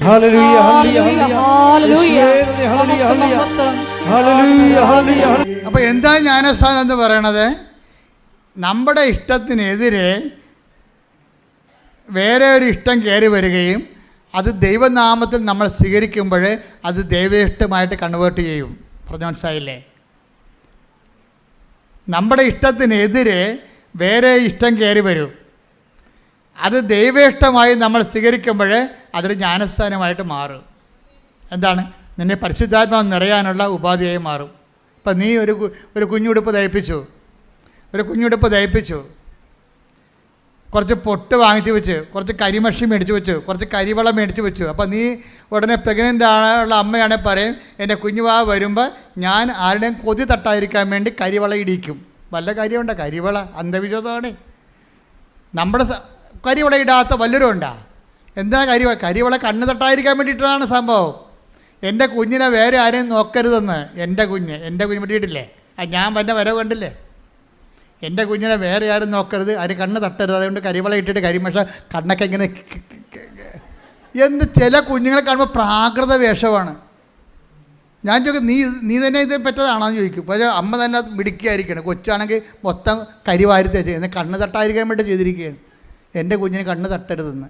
അങ്ങനെ തന്നെയാണ് എൻ്റെ കുഞ്ഞ് മറ്റു കുഞ്ഞുങ്ങളെപ്പോലെ ആവരുത്, അങ്ങോട്ട് പോകരുത്, അവിടെ പോയി കളിക്കരുത്, അവർ ചീത്ത പിള്ളേരാണ് എന്ന് പറഞ്ഞുകൊണ്ട് ഈ തള്ള അവർ സ്ക്രൂ ചെയ്തിട്ട് ഈ കുഞ്ഞിനെ വേറെ ഒരു പണ്ടാരമായിട്ട് വളർത്തിക്കൊണ്ട് വരും. വേറെ സാധനം, മറ്റുള്ളവരുടെ അരിശം, പുച്ഛം. കാര്യം ഇവരുടെ പുച്ഛവും അരിശവും ഒക്കെ കുഞ്ഞിനങ്ങോട്ട് കൊടുക്കും. ഇതാണ് ഞാനെന്ന് പറയുന്നത്. ഈ ഞാൻ ചെറുതാകണമെന്നാണ് പറയണത്. ഇത് വെച്ചോണ്ട് ഉടമ്പടി മുന്നോട്ട് പോകത്തില്ല. മനസ്സിലായില്ലേ? ഇപ്പം എന്താണ് ഉടമ്പടി പറഞ്ഞത്? എന്താണ്? അവൻ വലുതാകണം. അവന് എല്ലാ മനുഷ്യരെയും വെറുപ്പില്ല ആരോടും. ചുങ്കക്കാരോട് പറയും, മത്തായി ഇവിടെ വന്നാൽ പറയില്ല, നിൻ്റെ കൂടെ ഞാൻ ഇരുന്ന് ഭക്ഷണം കഴിക്കണതേ 10 മനുഷ്യരെ കാണണം. അതാണ് പ്രശ്നം. കണ്ണ് നിറഞ്ഞു പോകും കർത്താവിൻ്റെ കളി കണ്ടു കഴിഞ്ഞാൽ. ചുങ്കക്കാരൻ അബോമിനൽ പേഴ്സണാണ്. ചുങ്കക്കാരന് എല്ലാവർക്കും പുച്ഛമാണ്. ഇവരെ കാണുന്നതിന് അവർ തുപ്പും. ഉടനെ അവനെ വിളിച്ച് പറയും, നിന്നെക്കൊണ്ട് കുറച്ച് പണി ദൈവത്തിനുണ്ട്, അത് ഞാൻ ചെയ്യിക്കും, നീ എൻ്റെ ചരിത്രം എഴുതും. പക്ഷേ അതിക്ക് മുമ്പ് നിന്നെ ഒന്ന് വയറ്റ് വാഷ് ചെയ്യാറുണ്ട് എനിക്ക്. ഞാൻ ഇന്ന് നിൻ്റെ വീട്ടിൽ ഭക്ഷണം കഴിക്കും. സഖ്യഭൂഷണം പറഞ്ഞു, നീ ചുങ്കക്കാരനാണ്, നിന്നെക്കുറിച്ച് അഭിപ്രായ വ്യത്യാസമുണ്ട് നാട്ടിൽ. ഈ സമൂഹത്തിൽ നിന്നെക്കുറിച്ച് പേരില്ല. നിന്നെക്കുറിച്ച് ദുഷ്പേരാണ് ആൾക്കാർ പറയണത്. നിൻ്റെ പേര് കേൾക്കുമ്പോൾ തന്നെ അവരുടെ മോന്ത പോവും. അത് ഞാനൊക്കെ മാറ്റിയെടുക്കും. ഞാൻ നിൻ്റെ വീട്ടിൽ വന്ന് ഭക്ഷണം കഴിക്കും. ഈ സക്കേവൂസിൻ്റെ വീട്ടിലും ഈശോ പോയി, ഈ മത്തായിയുടെ വീട്ടിലും പോയി. രണ്ടുപേരുടെ വീട്ടിലും ചെയ്തത് എന്താ? ഭക്ഷണം കഴിക്കണേ ചെയ്ത്. രണ്ടുപേരുടെ വീട്ടിലും ഭക്ഷണം കഴിച്ചു. അപ്പോൾ എന്താ? അവരെ മുഖ്യധാരത്തിലേക്ക് കൊണ്ടുവരികയാണ്. എൻ്റെ ദൈവപൈത ഓർക്കുക, നീ എത്ര മോശപ്പെട്ടതാണെന്ന് ഈ സമൂഹം പറഞ്ഞാലും ദൈവം നിന്നെ ആവശ്യപ്പെടുന്നുണ്ട്. കാര്യം എന്താണ്? നീ ദൈവത്തിൻ്റെതാണ്. ദൈവത്തിന് നിന്നെ വേണം. ശ്രുതിക്കട്ടെ ഹല്ലേലൂയ.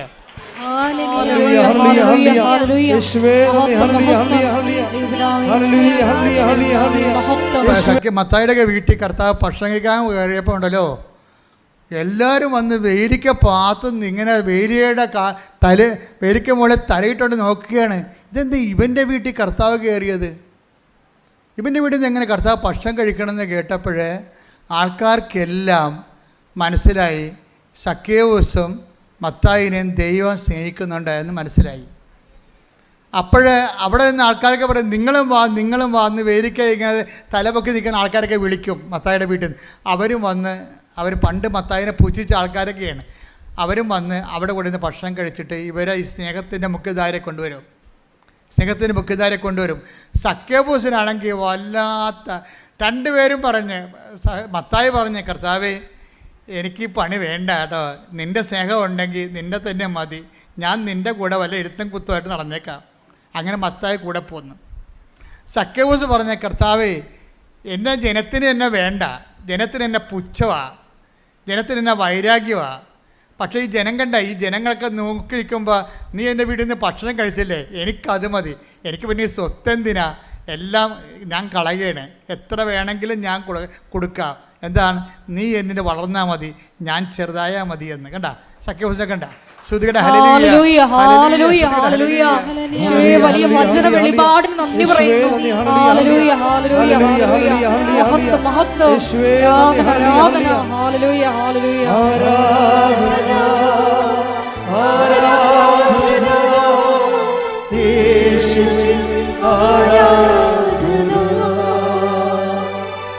ആരാധന ആരാധന യേശുവേ ആരാധന. അതായത് കർത്താവിൻ്റെ ഈ സ്നേഹമില്ലേ, എല്ലാവരോടും കാണിക്കുന്നൊരു സ്നേഹമുണ്ട്. ആരെയും എഴുതി തള്ളത്തില്ല. നീ ഒരു ഭയങ്കരമായ നിൻ്റെ സമൂഹവും സഭയും ഒക്കെ നിന്നെ ഇങ്ങനെ മാർജിനലൈസ് ചെയ്താലും കർത്താവ് മാർജിനലൈസ് ചെയ്യത്തില്ല. നിനക്കൊരു അവസരം തരും, നിനക്കൊരു ദിവസം തരും, നിനക്കൊരു ദിവസം ഉണ്ട്, അത് നിൻ്റെ രക്ഷയുടെ ദിവസമാണെന്ന് പറഞ്ഞുകൊണ്ട് കർത്താവ് വെയിറ്റ് ചെയ്യും.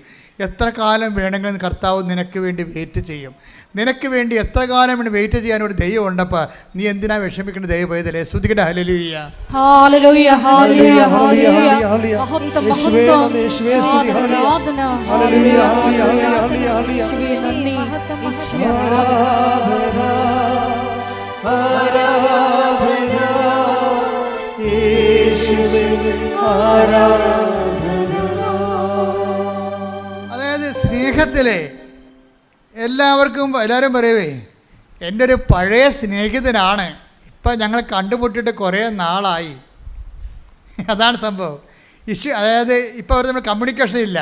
വാട്സപ്പൊക്കെ എടുത്ത് നോക്കുമ്പോഴേ പണ്ട് എന്നാ വിളിച്ചത്, 2022 ഒരു മെസ്സേജ് വന്നതാണ്. ഇപ്പം ഞങ്ങൾ തമ്മിൽ കോണ്ടാക്റ്റ് ഒന്നും ഇല്ല. പക്ഷേ ഇപ്പം ഇത് നിൻ്റെ വിഷയമായത് കൊണ്ട് ഞാനൊന്ന് പറഞ്ഞു നോക്കാം, ചിലപ്പോൾ ശരിയാവും, ചിലപ്പോൾ ശരിയാകത്തില്ലെന്ന് പറയും. പക്ഷേ അങ്ങനെ ഒരു പഴയ സ്നേഹത്തിൻ്റെ ഓൾഡ് സ്റ്റോക്ക് എന്നില്ലേ നമുക്കൊക്കെ ഉണ്ട്. പക്ഷേ ദൈവത്തിൻ്റെ സ്നേഹത്തിൻ്റെ ഓൾഡ് സ്റ്റോക്കില്ല. അത് എപ്പോഴെന്ന് പറയും, നമുക്കൊക്കെ ഉണ്ട്. എൻ്റെ ഒരു പഴയ സ്നേഹിതയായിരുന്നു, ഞങ്ങൾ ഒരുമിച്ച് പഠിച്ചതാണ്, ഇപ്പം എവിടെയാണോ ആവോ. നമ്മളങ്ങനെയല്ല പറയണത്. എൻ്റെ ഒരു പഴയ സ്നേഹിതയായിരുന്നു, ഞങ്ങൾ കോളേജിൽ ഞങ്ങൾ ഒരുമിച്ചുണ്ടായിരുന്നു, ഇപ്പം എവിടെയാണോ ആവോ എന്നാണ് നമ്മൾ പറയണത്. പക്ഷേ ദൈവം പറയത്തില്ല, എനിക്ക് പണ്ടൊരു സ്നേഹിത ഉണ്ടായിരുന്നു, ഇപ്പം എവിടെയാണോ ആവോ. അങ്ങനെ ദൈവം നിന്നോട് പറയത്തില്ല. ദൈവം പറയും ഇപ്പോഴും എൻ്റെ കൂടെ ഉണ്ടെന്ന്. അതാണ് പറയുന്നത്, ഓരോ പ്രഭാതത്തിലും അവൻ്റെ നിന്നോടുള്ള സ്നേഹം പുതിയതാണെന്ന്. ശ്രുതികട ഹല്ലേലൂയ ഹല്ലേലൂയ ഹല്ലേലൂയ ഹല്ലേലൂയ. വിലാപങ്ങൾ 3:22-23. വിലാപങ്ങൾ വിലപിച്ചുകൊണ്ട് പ്രവാചകൻ പറയണത് എന്താണെന്ന് നോക്കിയേ. കർത്താവിന്റെ സ്നേഹം ഒരിക്കലും അസ്തമിക്കുന്നില്ല. എന്ന് പറഞ്ഞ കർത്താവിന്റെ സ്നേഹം കർത്താവിന്റെ സ്നേഹം ഒരിക്കലും ഒരിക്കലും അസ്തമിക്കുന്നില്ല. അസ്തമിക്കുന്നില്ല. അവിടുത്തെ കാരുണ്യം അവസാനിക്കുന്നില്ല. ഓരോ പ്രഭാതത്തിലും അത് പുതിയതാണ്. അവിടുത്തെ വിശ്വസ്തത ഉന്നതമാണ്. കണ്ടില്ലേ, ഉടമ്പടി വിശ്വസ്തത എന്ന് പറയുന്നത് എന്താണ്? അവിടുത്തെ വിശ്വസ്തത അചഞ്ചലമാണ്. എന്ന് വെച്ചാൽ നീ ഉടമ്പടി ഇട്ടും പോയാലും നിന്റെ ദൈവം നിന്റെ ഉടമ്പടി ഇട്ട് പോകത്തില്ല. മനസ്സിലായില്ലേ? നീ ഉടമ്പടി ഇട്ട് പോയാലും നിന്റെ ഉടമ്പടി, നിന്നോട് ചെയ്ത ദൈവം ചെയ്ത ഉടമ്പടി ഇട്ട് പോകത്തില്ല. അപ്പം നിങ്ങളാരും പറയരുത് പണ്ട് ഞാൻ ഉടമ്പടിയിലായിരുന്നു ഇപ്പം അല്ലെന്ന് പറയരുത്. കർത്താവ് പറയും ഇപ്പോഴും ആണെന്ന് പറയും. കാര്യം എന്താണ്? എനിക്ക് നിന്നോടുള്ള സ്നേഹം ഓരോ പ്രഭാതത്തെയും പുതിയതാണ്. കൈയടിക്കട്ടെ. Hallelujah hallelujah hallelujah hallelujah. യേശുവേ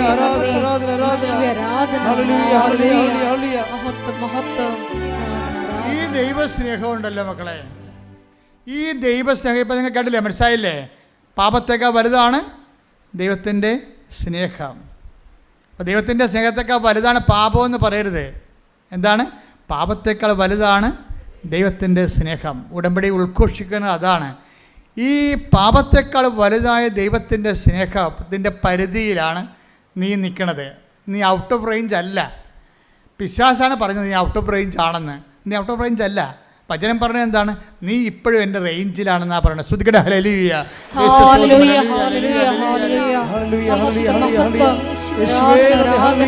പകരം ദൈവസ്നേഹത്തെ അഡ്രസ്സ് ചെയ്യണം. അതിൻ്റെ ഫലം എന്താണ്? സ്നേഹത്തിൻ്റെ ഫലം എന്താണ്? സ്നേഹത്തിൻ്റെ ഫലം കൃപയാണ്. പറഞ്ഞ മനസ്സിലായില്ലേ? പാപത്തെ അഡ്രസ്സ് ചെയ്യാതെ എന്തിനെ അഡ്രസ്സ് ചെയ്യണം? ദൈവസ്നേഹത്തെ അഡ്രസ്സ് ചെയ്യണം. നിങ്ങളുടെ പത്രം കൊടുക്കുമ്പോൾ ദൈവസ്നേഹത്തെക്കുറിച്ച് കൊടുക്കണം. ഇന്നലെ ചാക്കോച്ചൻ ഒരു അപ്പച്ചൻ സാക്ഷ്യം പറഞ്ഞു. ചാക്കോച്ച അപ്പച്ചൻ നമ്മുടെ ആദ്യം പറഞ്ഞ ജോസഫീന അമ്മച്ചിയുടെ ഭർത്താവാണ് ചാക്കോച്ച അപ്പച്ചൻ. അപ്പം അപ്പച്ചന് മരിച്ചുപോയ ആളാണ്. 4 അറ്റാക്ക് വന്ന് മരിച്ചുപോയപ്പോൾ അമ്മ കിടന്ന് കാറി. അമ്മ പണ്ട് 2019 ഉടമ്പടി എടുത്ത ആളാണ്. അപ്പം അമ്മ പറയണേ, കർത്താവ് അമ്മേ 2 കൊല്ലം കോവിഡായിട്ട് വരാൻ ഒത്തില്ല. പിന്നെ എനിക്ക് തോന്നി നിനക്ക് എന്നോട് സ്നേഹമില്ലെന്ന്. അതിനൊക്കെ മറുപടി വേണം ഇപ്പോൾ പറഞ്ഞുകൊണ്ടിരിക്കുന്ന പരിശുദ്ധാത്മാവ്. കേട്ടില്ലേ? അമ്മേ 2 കൊല്ലം 2019 ഞാൻ ഉടമ്പടി എടുത്തതാണ്. പിന്നെ 2 കൊല്ലം കോവിഡായ എനിക്ക് വരാൻ ഒത്തില്ല. അപ്പോൾ എനിക്ക് എൻ്റെ വയസ്സ് 60 അപ്പോൾ ഞാൻ ഓർത്തിന് 60 വയസ്സുകാർക്ക് പുതുക്കി കിട്ടത്തില്ലെന്ന് ഓർത്തുകൊണ്ട് ഞാൻ പിന്നെ ഉടമ്പടി ഉപേക്ഷിച്ചു. എൻ്റെ തിരി തീർന്ന്, എൻ്റെ ഉപ്പ് തീർന്ന്, എൻ്റെ അകപ്പാടെ ഉള്ളത് എൻ്റെ കാശുരൂപം മാത്രം. അമ്മേ, ഈ ഉടമ്പടി ഇപ്പോഴും നിലനിൽക്കുന്നുണ്ടെങ്കിൽ, ഈ കാശുരൂപത്തിൽ ഇപ്പോഴും നിൻ്റെ ശക്തി ഉണ്ടെങ്കിൽ എൻ്റെ മരിച്ചുപോയ ഭർത്താവ് തിരിച്ചു വരണം. അപ്പോൾ ഡോക്ടർ പറഞ്ഞ് തിരിച്ചു വരത്തില്ല, മരിച്ചുപോയി. എല്ലാ ഡോക്ടർമാരും വന്ന് പൾസെടുത്ത് പോകുന്നു, എന്നിട്ട് മരിച്ചുപോയി എന്ന് പറഞ്ഞു. അപ്പോഴേ ഇവൾ പറയും മരിച്ചിട്ടില്ല, അമ്മയുടെ അടുത്ത് ഞാൻ ഉടമ്പടി എടുത്തതാണെന്ന് പറയുമ്പോൾ 10 മിനിറ്റ് കഴിഞ്ഞ് അപ്പം കണ്ണു തുറക്കും. Hallelujah hallelujah hallelujah. പരിശുദ്ധ പരമദിവ്യകാരുണ്യത്തിന് ആരാധനയും സ്തുതിയും പുകഴ്ചയും ഉണ്ടായിരിക്കട്ടെ. എന്നിട്ട് ഈ അപ്പം പറഞ്ഞൊരു വാക്കുണ്ട്, അങ്ങനെ പറഞ്ഞ അടിപൊളി വർത്തമാനാണ്. പണ്ട് ഞാൻ ഒരു പണി ചെയ്യായിരുന്നു. ഞാൻ കോവിഡ് കാലത്തൊക്കെ ഇവിടെ വരുമായിരുന്നു. കോവിഡ് കാലത്ത് ആരും ഇവിടെ വന്നില്ലല്ലോ. വന്നിട്ടുണ്ടായിരുന്നു, ഒത്തിരി ആൾക്കാർ വന്ന് വാതിക്കൽ നിന്ന് മാതാവേ എന്ന് വിളിച്ചിട്ട് പോകും. അത് വലിയൊരു കാഴ്ചയായിരുന്നു, സഹിക്കാനാവാത്തൊരു കാഴ്ചയായിരുന്നു. അമ്മേ എന്നൊക്കെ വിളിച്ചിട്ട് പോകും. അവിടെ ആ ഗേറ്റ് പൂട്ടിക്കിടന്ന ഗേറ്റൊക്കെ കണ്ടുകൊണ്ട് പോലീസൊക്കെ ഇവിടെ നിൽക്കുകയായിരുന്നു. ആരോടാണ് ഞങ്ങൾ സംസാരിക്കണത്? അവരെ അറസ്റ്റ് ചെയ്യാൻ വേണ്ടി. അത്രയും മോശമായപ്പെട്ടൊരു കാലം ഉണ്ടായിരുന്നു. അപ്പോൾ അമ്മേ എന്നവിടെ വിളിക്കും. അപ്പോഴേ ഇങ്ങനെ അമ്മയെന്ന് വിളിച്ചും പറയും, അമ്മയുടെ എന്തെങ്കിലും പത്രം ഉണ്ടാകുന്ന ചോദിക്കും ബാക്കി. അപ്പോൾ ഇവിടെ 90,000 പത്രം ബാക്കി വന്നായിരുന്നു. കോവിഡ് തീരുമ്പോൾ, ലോക്ക്ഡൗൺ ആകുമ്പോൾ 90,000 പത്രം അമ്മയുടെ ബാക്കി വന്നായിരുന്നു.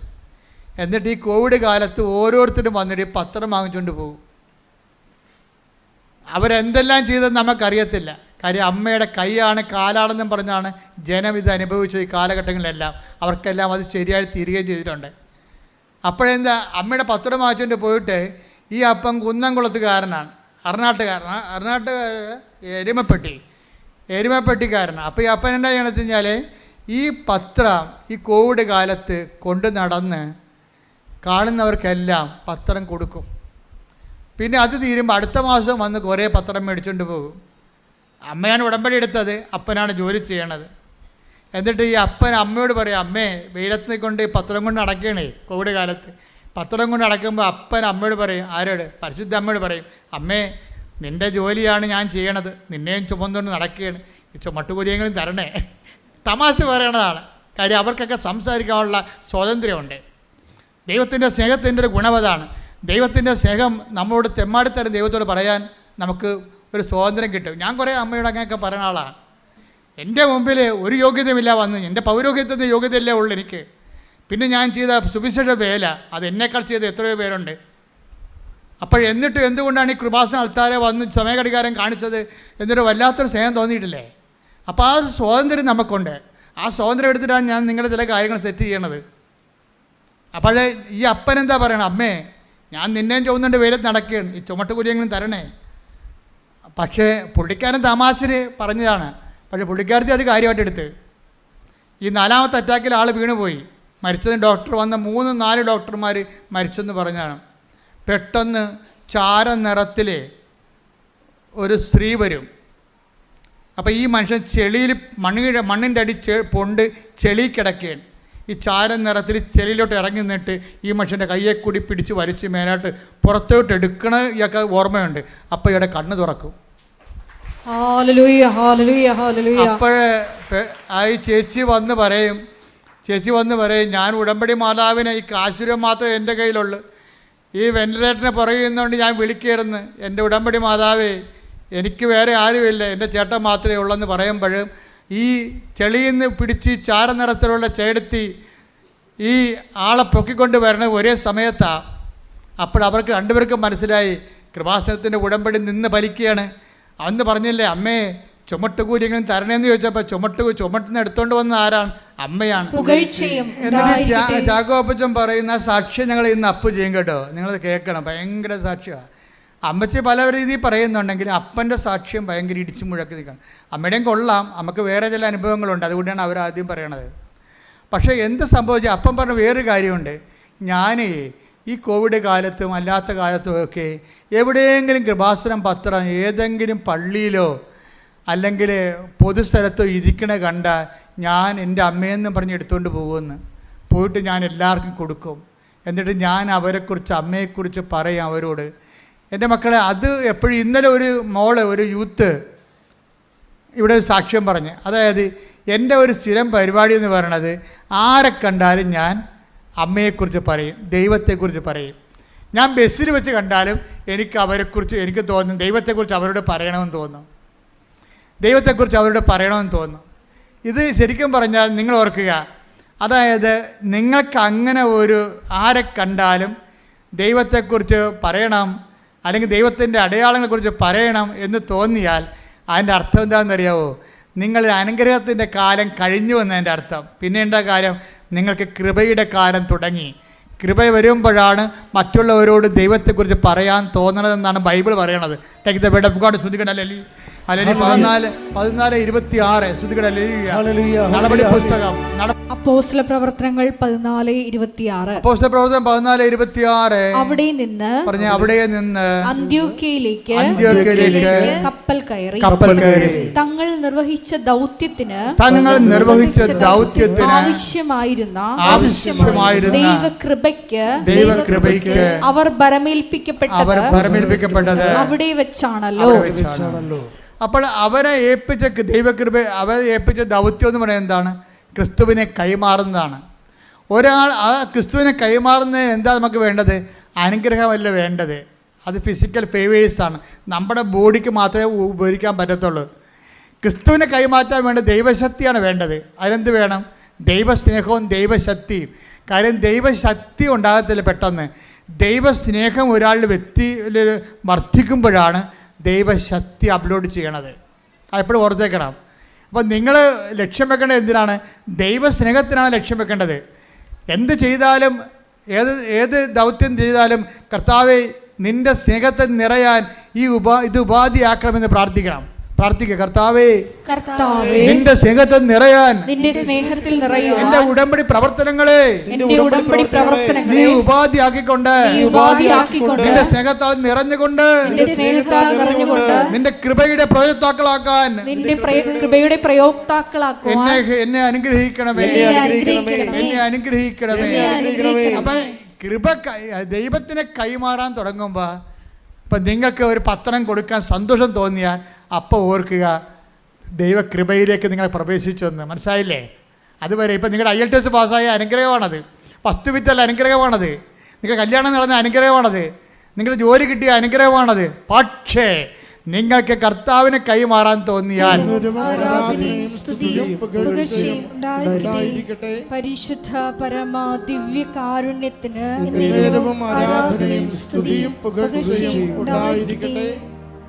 ദിവ്യകാരുണ്യനാഥ, സാക്ഷ്യങ്ങളിലൂടെ ഞങ്ങളോട് സംസാരിച്ച ദൈവസ്നേഹത്തിന് ഞങ്ങൾ നന്ദി പറയുന്നു. മരിയൻ ഉടമ്പടി അത് നമ്മൾ ഓരോരുത്തരും ദൈവത്തോട് ചെയ്യുന്ന വലിയ വാഗ്ദാനമാണ്. അത് നിത്യതയോളം നിലനിൽക്കുന്നു. കാരണം അതിൻ്റെ മറ്റൊരു കക്ഷി ദൈവമാണെന്നുള്ള വലിയ ബോധ്യം ഞങ്ങൾക്ക് നൽകിയതിന് നന്ദി പറയുന്നു.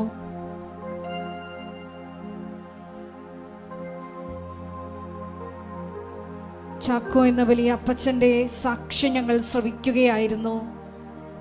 2019 വിശ്വസ്തതാപൂർവം ചെയ്ത മരിയൻ ഉടമ്പടിയുടെ പ്രതിഫലനങ്ങൾ വർഷങ്ങൾക്കിപ്പുറം 4ാമത്തെ ഹാർട്ട് അറ്റാക്കിൽ ജീവൻ തിരിച്ചു കൊടുത്തുകൊണ്ടാണ് ദൈവമാതാവ് ആ മകനോട് കരുണ കാണിച്ചത്.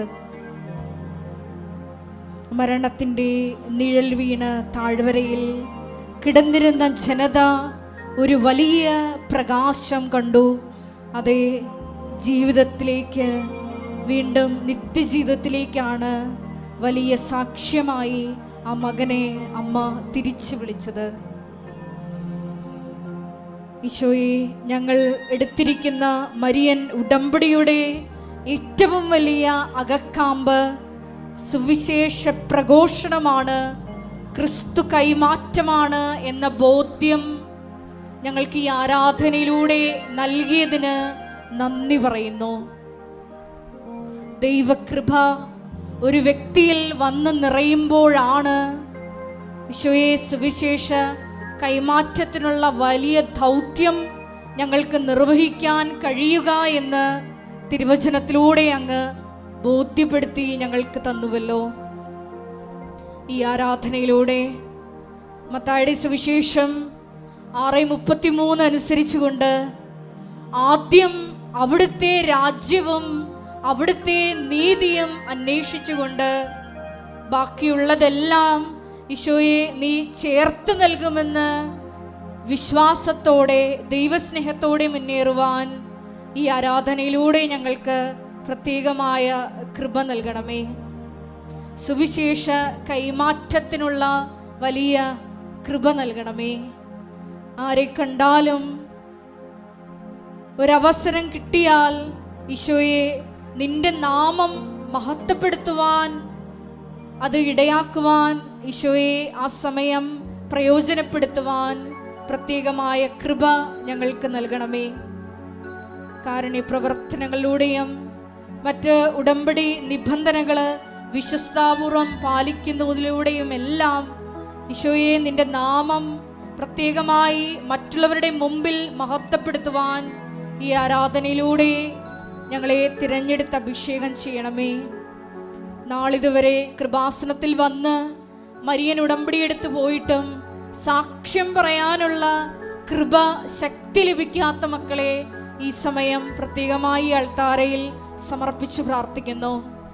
ഈശോയെ, നിന്നെ ഏറ്റുപറയുക എന്നുള്ളത് അതൊരു കൃപയാണെന്ന് വചനത്തിലൂടെ ഞങ്ങൾക്ക് ബോധ്യപ്പെട്ടതനുസരിച്ച് എത്രയും വേഗം ആ സാക്ഷ്യങ്ങൾ കർത്താവിനുള്ള കാഴ്ചയായി വന്ന് ഈ അൾത്താരയിൽ അർപ്പിച്ച് ലോകത്തിനു മുമ്പിൽ നിന്നെ മഹത്വപ്പെടുത്തുവാൻ ആ മക്കളെ കൂടി ഈശോയെ കൃപയാൽ അഭിഷേകം ചെയ്യണമേ എന്ന് ഞങ്ങൾ പ്രാർത്ഥിക്കുന്നു.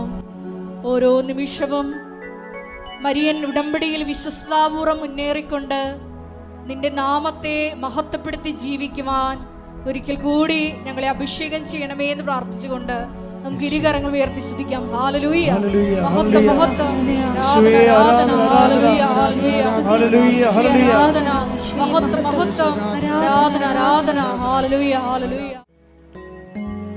ഓ ദിവ്യകാരുണ്യനാഥ, ഉടമ്പടിയുടെ ലക്ഷ്യം ഉടമ്പടി മാത്രമെന്ന ആരാധനയിലൂടെ അവിടുന്ന് ഞങ്ങളെ എന്നറിയിച്ചുവല്ലോ.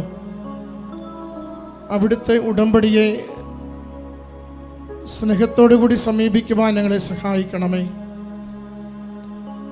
പരിശുദ്ധ കൃപാസന മാതാവിൻ്റെ തിരുസന്നിധിയിൽ ആഗ്രഹത്തോടും ശരണത്തോടും ഞങ്ങൾ അണയുമ്പോൾ അങ്ങയെ കൈമാറുവാനുള്ള ശക്തിയും സ്നേഹവും ഞങ്ങളിൽ നിറയ്ക്കുവാൻ അവിടുന്ന് തിരുവുള്ളമാകണമേ. ഞങ്ങളുടെ സ്വാർത്ഥതകളെ, വെറുപ്പുകളെ, കലഹങ്ങളെ, അഹന്തയെ കുറയ്ക്കുന്നതിന് ഞങ്ങളെ അവിടുന്ന് സഹായിക്കണമേ. ഈശോയെ, അവിടുത്തെ കരുണ, അവിടുത്തെ സ്നേഹം, അവിടുത്തെ സമാധാനം, അവിടുത്തെ ക്ഷമ, സഹനം ഞങ്ങളുടെ ജീവിതത്തിൽ ശീലിക്കുവാൻ ഞങ്ങളെ ഇവിടുന്ന് പഠിപ്പിക്കണമേ. ഉടമ്പടി ജീവിതം ദൈവനാമ മഹത്വ ജീവിതമെന്ന് തിരിച്ചറിയുവാൻ ഞങ്ങളെ ഇവിടുന്ന് സഹായിക്കണമേ. ദൈവസ്നേഹത്താൽ ഓരോരുത്തരോടും ഇടപഴകുവാൻ ഞങ്ങളെ ഇവിടുന്ന് അനുഗ്രഹിക്കണമേ. ഭൗതികമായ നേട്ടങ്ങൾക്കപ്പുറം അവിടുത്തെ നാമത്തെ ലോകത്തിന് കൈമാറുവാൻ, അവിടുത്തെ സ്നേഹത്തെ ഓരോ പ്രഭാതത്തിലും പുതുതായി പങ്കുവയ്ക്കുവാൻ, അവിടുന്ന് ഞങ്ങളെ കരുതുന്നത് പോലെ ഞങ്ങളെ ഏൽപ്പിച്ചു തന്നിരിക്കുന്ന ഓരോരുത്തരെയും കരുതലോടുകൂടി സ്നേഹിക്കുവാൻ ഞങ്ങളെ അവിടുന്ന് സഹായിക്കണമേ. പരിശുദ്ധ കൃപാസന മാതാവിൻ്റെ സവിശേഷമായ സംരക്ഷണം, അത്ഭുതകരമായ അടയാളങ്ങളിലൂടെ ഞങ്ങളുടെ ജീവിതങ്ങളെ കൂടുതൽ വിശ്വാസത്തിൽ ആഴപ്പെടുത്തുവാൻ അവിടുന്ന് ഈ നാളുകളിൽ ഞങ്ങളെ സഹായിക്കണമേ. ഇത്ര ദൂരം സഞ്ചരിച്ച ത്യാഗത്തോടെ അമ്മ മാതാവിൻ്റെ തിരുനടയിൽ അവിടുത്തെ ദിവ്യകാരുണ്യത്തിൻ്റെ സന്നിധിയിൽ ഞങ്ങളെ തന്നെ സമർപ്പിച്ച് പ്രാർത്ഥിക്കുമ്പോൾ അവിടുത്തെ ദിവ്യമായ സ്നേഹം അനുഭവിക്കുവാൻ, ഞങ്ങളെ വേദനിപ്പിച്ചവരെയും ഞങ്ങൾ വേദനിപ്പിച്ചവരെയും ഞങ്ങൾ ക്ഷമ കൊടുത്തും ഞങ്ങൾക്ക് ക്ഷമ തേടിയും ഈശോയെ അവിടുത്തെ സന്നിധിയിൽ കൃപകൾക്ക് വേണ്ടി പ്രാർത്ഥിക്കുവാൻ അനുഗ്രഹിക്കണമേ. അനുഗ്രഹത്തിൽ നിന്നും കൃപയിലേക്ക് ഞങ്ങളുടെ ജീവിതത്തെ വളർത്തണമേ. ഈശോയെ, ഞങ്ങളുടെ താൽക്കാലികമായ നന്മകൾക്ക് വേണ്ടി ആവർത്തിച്ച് പ്രാർത്ഥിക്കുന്നതിനപ്പുറം അവിടുത്തെ നാമത്തെ കൂടുതൽ പേരിലേക്ക് കൈമാറുന്നതിന് ഞങ്ങളുടെ ജീവിതത്തെ വളർത്തുവാൻ അവിടുന്ന് അനുഗ്രഹിക്കണമേ. ഉടമ്പടിയിൽ ഞങ്ങൾക്ക് ആഴപ്പെട്ട ബോധ്യങ്ങൾ നൽകണമേ. ഉടമ്പടി ജീവിതത്തിൽ ഞങ്ങൾക്ക് വളർച്ച നൽകണമേ. ഞങ്ങളുടെ സ്വാർത്ഥതകളെ കുറച്ചുകൊണ്ട് അവിടുത്തെ സ്നേഹത്തിന് വളരുവാൻ ഞങ്ങളെ സഹായിക്കണമേ. അമ്മ മാതാവേ, ദൈവേഷ്ടത്തിന് കീഴ്വഴങ്ങിക്കൊണ്ട് ദൈവിക പദ്ധതിയോട് പൂർണ്ണമായി ചേർന്ന് നിന്നുകൊണ്ട് രക്ഷാകര ദൗത്യം പൂർത്തീകരിക്കുന്നതിന് തിരുക്കുമാരനെ സജ്ജമാക്കിയതുപോലെ ഈ കാലത്തിൽ, ഈ ലോകത്തിൽ ദൈവനാമത്തെ മഹത്വപ്പെടുത്തിക്കൊണ്ട് സുവിശേഷവൽക്കരണത്തിന് പങ്കാളികളാകുവാൻ ഞങ്ങൾ ഓരോരുത്തരെയും പ്രത്യേകമാവിധം സഹായിക്കണമേ. ഉടമ്പടി ജീവിതത്തിൽ അവിടുത്തെ നാമത്തെ പ്രകീർത്തിച്ചുകൊണ്ട് അവിടുത്തെ അടയാളങ്ങളെ സാക്ഷ്യപ്പെടുത്തിക്കൊണ്ട് ഞങ്ങൾ കൈമാറുന്ന അവിടുത്തെ വചനത്തിൻ്റെ, അവിടുത്തെ സ്നേഹത്തിൻ്റെ, അവിടുത്തെ ശക്തമായ ഇടപെടലുകളുടെ കൃപാസനം പത്രം അത് ദൈവസ്നേഹത്തോടുകൂടി കൈമാറുവാൻ ഞങ്ങളെ സഹായിക്കണമേ. കൃപയുടെ ഉപകരണങ്ങളായി ഞങ്ങളെ മാറ്റുവാൻ അവിടുന്ന് സഹായിക്കണമേ. ഈശോനാഥ, ഞങ്ങളായിരിക്കുന്ന അവസ്ഥകളെ, ഞങ്ങളുടെ എല്ലാ മരണത്തിൻ്റെ മേഖലകളെ, പാപത്തിൻ്റെ മേഖലകളെ അവിടുന്ന് അറിയുന്നുവല്ലോ. അവിടുത്തെ സ്നേഹത്താൽ പാപത്തെ വെറുത്തുപേക്ഷിക്കുവാൻ ഞങ്ങളെ അവിടുന്ന് ശക്തിപ്പെടുത്തണമേ. അവിടുത്തെ കൃപ കൊണ്ട് ഞങ്ങളുടെ ജീവിതങ്ങളെ നിറയ്ക്കണമേ. സമാധാനത്താൽ നയിക്കണമേ. സ്നേഹത്താൽ പ്രത്യാശയോടുകൂടി ഏത് വലിയ പ്രശ്നത്തിനും അടിയുറച്ചെങ്കിൽ ശരണപ്പെട്ട് ജീവിക്കുവാൻ ഞങ്ങളെ അവിടുന്ന് സഹായിക്കണമേ. ഓരോ സങ്കടത്തെയും ഏറ്റെടുക്കണമേ. ഓരോ കണ്ണീരിനെയും ഏറ്റെടുക്കണമേ. എല്ലാ തകർച്ചകളെയും ഏറ്റെടുക്കണമേ. അവിടുത്തോട് ചേർന്ന് സഹിക്കുവാൻ ശക്തി നൽകിക്കൊണ്ട് അവിടുത്തെ കൃപ സ്വീകരിക്കുവാൻ ഞങ്ങളെ സഹായിക്കണമേ. ഞങ്ങളുടെ എല്ലാ ക്ലേശങ്ങളിലും, ഞങ്ങളുടെ എല്ലാ ദുഃഖങ്ങളിലും ഈശോയെ അവിടുത്തെ നാമം മഹത്വപ്പെടട്ടെ. ഞങ്ങൾ ഇല്ലാതായാലും മരണപ്പെട്ടാലും അവിടുത്തെ നാമം മഹത്വപ്പെടട്ടെ. അങ്ങയ്ക്ക് വേണ്ടി ഓരോ നിമിഷം ജീവിക്കുവാൻ ഞങ്ങളെ അവിടുന്ന് സഹായിക്കണമേ. പ്രയോജനരഹിതരായ ദാസന്മാരെ പോലെ ഉത്തരവാദിത്തങ്ങൾ നിർവഹിച്ചുകൊണ്ട് ദൈവനാമത്തെ പ്രകീർത്തിക്കുന്നതിന് വേണ്ടി ഈ ഉടമ്പടി ജീവിതം ഉപയോഗിക്കുവാൻ ഞങ്ങളെ അവിടുന്ന് സഹായിക്കണമേ. ഈശോയെ, ഈ നിമിഷങ്ങളിൽ ഞങ്ങളുടെ ആത്മശരീരങ്ങളിലൂടെ മനസ്സുകളിലൂടെ കടന്നു പോകുന്ന ഓരോ നിയോഗത്തിന്റെ മേലും ഞങ്ങൾ ആഗ്രഹിച്ച് പ്രാർത്ഥിക്കുന്ന എല്ലാ അപേക്ഷകളുടെ മേലും അവിടുത്തെ ആശീർവാദത്തിന്റെ വലതുകരം വിരിക്കണമേ. ഈശോയെ, അവിടുത്തെ സ്നേഹിക്കുവാൻ ഞങ്ങളെ സഹായിക്കണമേ. ഈശോയെ, അവിടുത്തെ കൃപ നിറയും വിധം അവിടുത്തെ ശക്തി നിറയുവാൻ അവിടുന്ന് സഹായിക്കണമേ. ഈശോയെ, അവിടുത്തെ കൈമാറുന്നതിന്, അവിടുത്തെ കുറിച്ച് സംസാരിക്കുന്നതിന് ഞങ്ങളുടെ അധരങ്ങളെ അവിടുന്ന് ശക്തിപ്പെടുത്തണമേ. ഞങ്ങളുടെ ഹൃദയത്തിൽ അവിടുത്തെ വചനം നൽകി സഹായിക്കണമേ. അവിടുത്തെ ദിവ്യ സ്നേഹത്താൽ ഞങ്ങളെ നിറയ്ക്കണമേ. ഒരുമിച്ച് അവിടുത്തെ നാമത്തെ മഹത്വപ്പെടുത്തി സ്തുതിച്ച് പ്രാർത്ഥിക്കുന്നു. ഹല്ലേലൂയ. കൈകൾ കൂപ്പി ഭക്തിയോടെ നിൽക്കണം.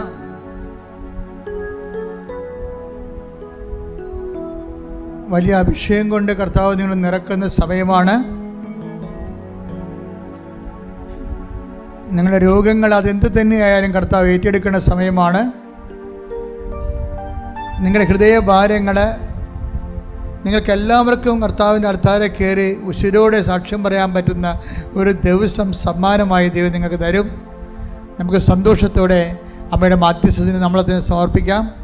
കർത്താവേ, നിൻ്റെ വിശുദ്ധ പൗരോഹിത്യത്തെ മഹത്വപ്പെടുത്തണമെന്ന് പ്രാർത്ഥിക്കുന്നു. കർത്താവെ, സഭയിലുള്ള സാന്നിധ്യം പ്രകടമാക്കണമെന്ന് പ്രാർത്ഥിക്കുന്നു. കർത്താവെ, സ്തുതിയുടെ മക്കളെ, എന്റെ കർത്താവിന്റെ ഉന്നതമായ നാമത്തിലെ കർത്താവിന്റെ ഓരോ മക്കൾക്കും വേണ്ടി പ്രാർത്ഥിക്കുന്നു. കർത്താവെ, നിന്റെ തിരുമുറുവാർന്ന് വലതുകരം ആണിപ്പെടുത്താറുന്ന അനുഗ്രഹത്തിന്റെ കരങ്ങള്, ആണിപ്പെടുത്താറുന്ന അനുഗ്രഹത്തിന്റെ കരങ്ങള് ഓരോ മകന്റെ മേലും ഓരോ മകളുടെ മേലും കർത്താവെ പതിപ്പിക്കണമെന്ന് പ്രാർത്ഥിക്കുന്നു.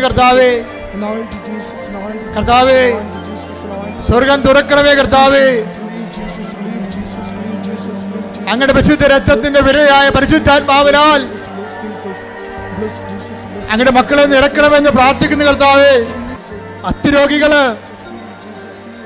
നടുവേദനക്കാര്, ഇടുപ്പല് വേദനയുള്ളവര്, സന്ധിബന്ധങ്ങൾ മരവിപ്പുള്ളവര്, മാംസപേശികളുടെ വേദനയുള്ളവർ, നീർക്കെട്ടലുള്ളവര്, വാതരോഗികള് കർത്താവിന്റെ നാമത്തിൽ സൗഖ്യം പ്രാപിക്കട്ടെ. ഈശോ, ഈശോ, ഈശോ, നിന്റെ വിശുദ്ധ പൗരോഹിത്യത്തെ മഹത്വപ്പെടുത്തണമേ. കണ്ണുനീരോടെയുള്ളവർ വരുന്നത് ഞാനവരെ ആശ്വസിപ്പിച്ച് പറഞ്ഞേക്കും. എന്നാൽ ചെയ്ത കർത്താവിന്റെ വാക്കുകള് ഇപ്പോൾ നിറവേറട്ടെ, ഇവിടെ നിറവേറട്ടെ. മക്കളില്ലാത്തവര്, സാമ്പത്തിക കടങ്ങളെ വലയുന്നവര്, ഭവനരഹിതര്, പഠിക്കുവാൻ നിവൃത്തിയില്ലാത്ത കുഞ്ഞുങ്ങള്, ജോലിയില്ലാത്തവര്, വ്യക്തി നടപടി നേരിടുന്നവര്, നാട്ടിലെ ജോലിക്കും വിദ്യാർത്ഥി ജോലിക്കും തടസ്സമുള്ളവര്, പാർപ്പിടമില്ലാത്തവര്, തലചാക്കിന് ഇടമില്ലാത്തവര്, സമാധാനമില്ലാത്തവര്, മാതാപിതാക്കന്മാര്, ഭാര്യ ഭർത്താക്കന്മാര് പിരിച്ചു താമസിക്കുന്നവര് കർത്താവിന്റെ നാമത്തില് മാരകമായ തടസ്സങ്ങള്, ജീവിത ദുരിതങ്ങള് യേശുവിന്റെ നാമത്തിൽ മാറിപ്പോകട്ടെ.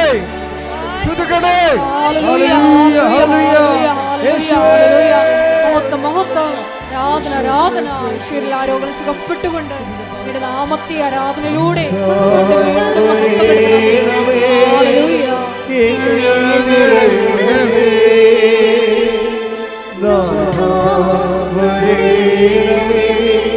സൗഖ്യം നൽകണമേ, വരേണമേ, വരേണമേ, വരേണമേ, സൗഖ്യം നൽകണമേ. എൻ്റെ മക്കൾ മൗനമായിട്ട് കർത്താവിനെ നിന്റെ ജീവിതത്തിൻ്റെ അവസ്ഥകളെ ഈശോയെ ഏൽപ്പിച്ച് പരിശുദ്ധ അമ്മയുടെ മാധ്യസ്ഥത്തില് അമ്മ മാതാവ് പ്രത്യക്ഷപ്പെട്ടിട്ട് ഒരു പ്രത്യേക പ്രാർത്ഥനാരൂപം നൽകണത് ലോകത്തിൽ ഇവിടെ മാത്രമാണെന്ന് ഓർക്കണം. അതുകൊണ്ട് തന്നെ നീ എടുത്തിരിക്കുന്ന ഉടമ്പടിയിൽ സത്യസന്ധത ജീവിക്കാൻ ആവശ്യമായ കൃപയ്ക്ക് വേണ്ടി ഇടിമുഴക്കം പോലെ ശ്രദ്ധിക്കട്ടെ. Hallelujah, hallelujah, hallelujah, hallelujah.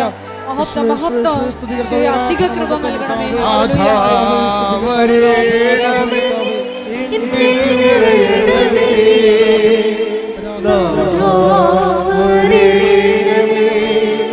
സൗഖ്യം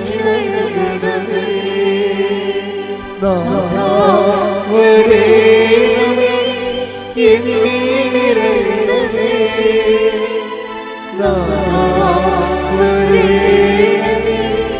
സൗഖ്യം നൽകണമേ.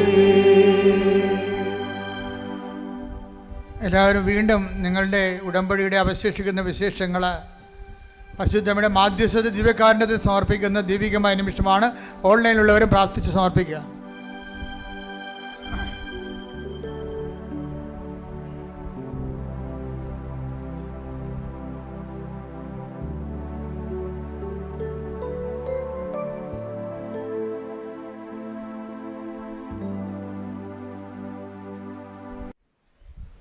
ഒരിക്കൽ കൂടി മരിയനോട് ഉടമ്പടിയിൽ സമർപ്പിച്ചിരിക്കുന്ന എല്ലാ വിഷയങ്ങളും ദൈവമാതാവിൻ്റെ മധ്യസ്ഥയിൽ ദിവ്യകാരുണ്യ സന്നിധിയിൽ സമർപ്പിച്ച് ഒരു നിമിഷം നമുക്ക് മൗനമായിട്ട് പ്രാർത്ഥിക്കാം. ഈശോയെ, ക്രിസ്തു കൈമാറ്റത്തിന്, ഈശോയെ ലോകത്തിന് കൊടുക്കുവാൻ പരിശുദ്ധ അമ്മയെ പോലെ ഞങ്ങളെയും ഈശോയെ തിരഞ്ഞെടുത്ത് അഭിഷേകം ചെയ്യണമേ എന്ന് പ്രാർത്ഥിച്ചുകൊണ്ട് ശിരസ്സ് നമിച്ച് നമുക്ക് ദിവ്യകാരുണ്യനാഥൻ്റെ ആശീർവാദം സ്വീകരിക്കാം.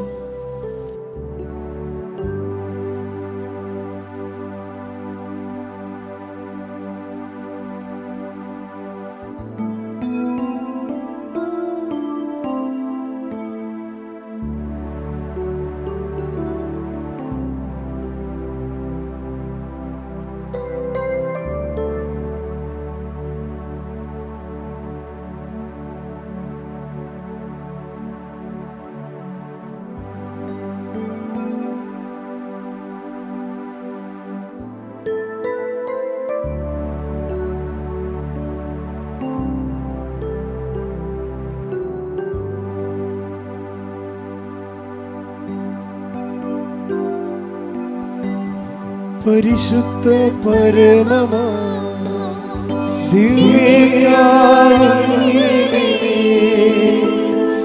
എന്നുമെന്നും അങ്ങേക്ക് ആരാധന.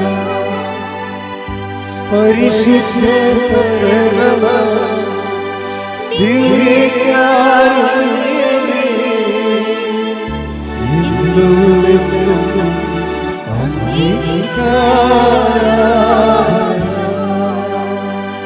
പരിശുദ്ധ പരമമാ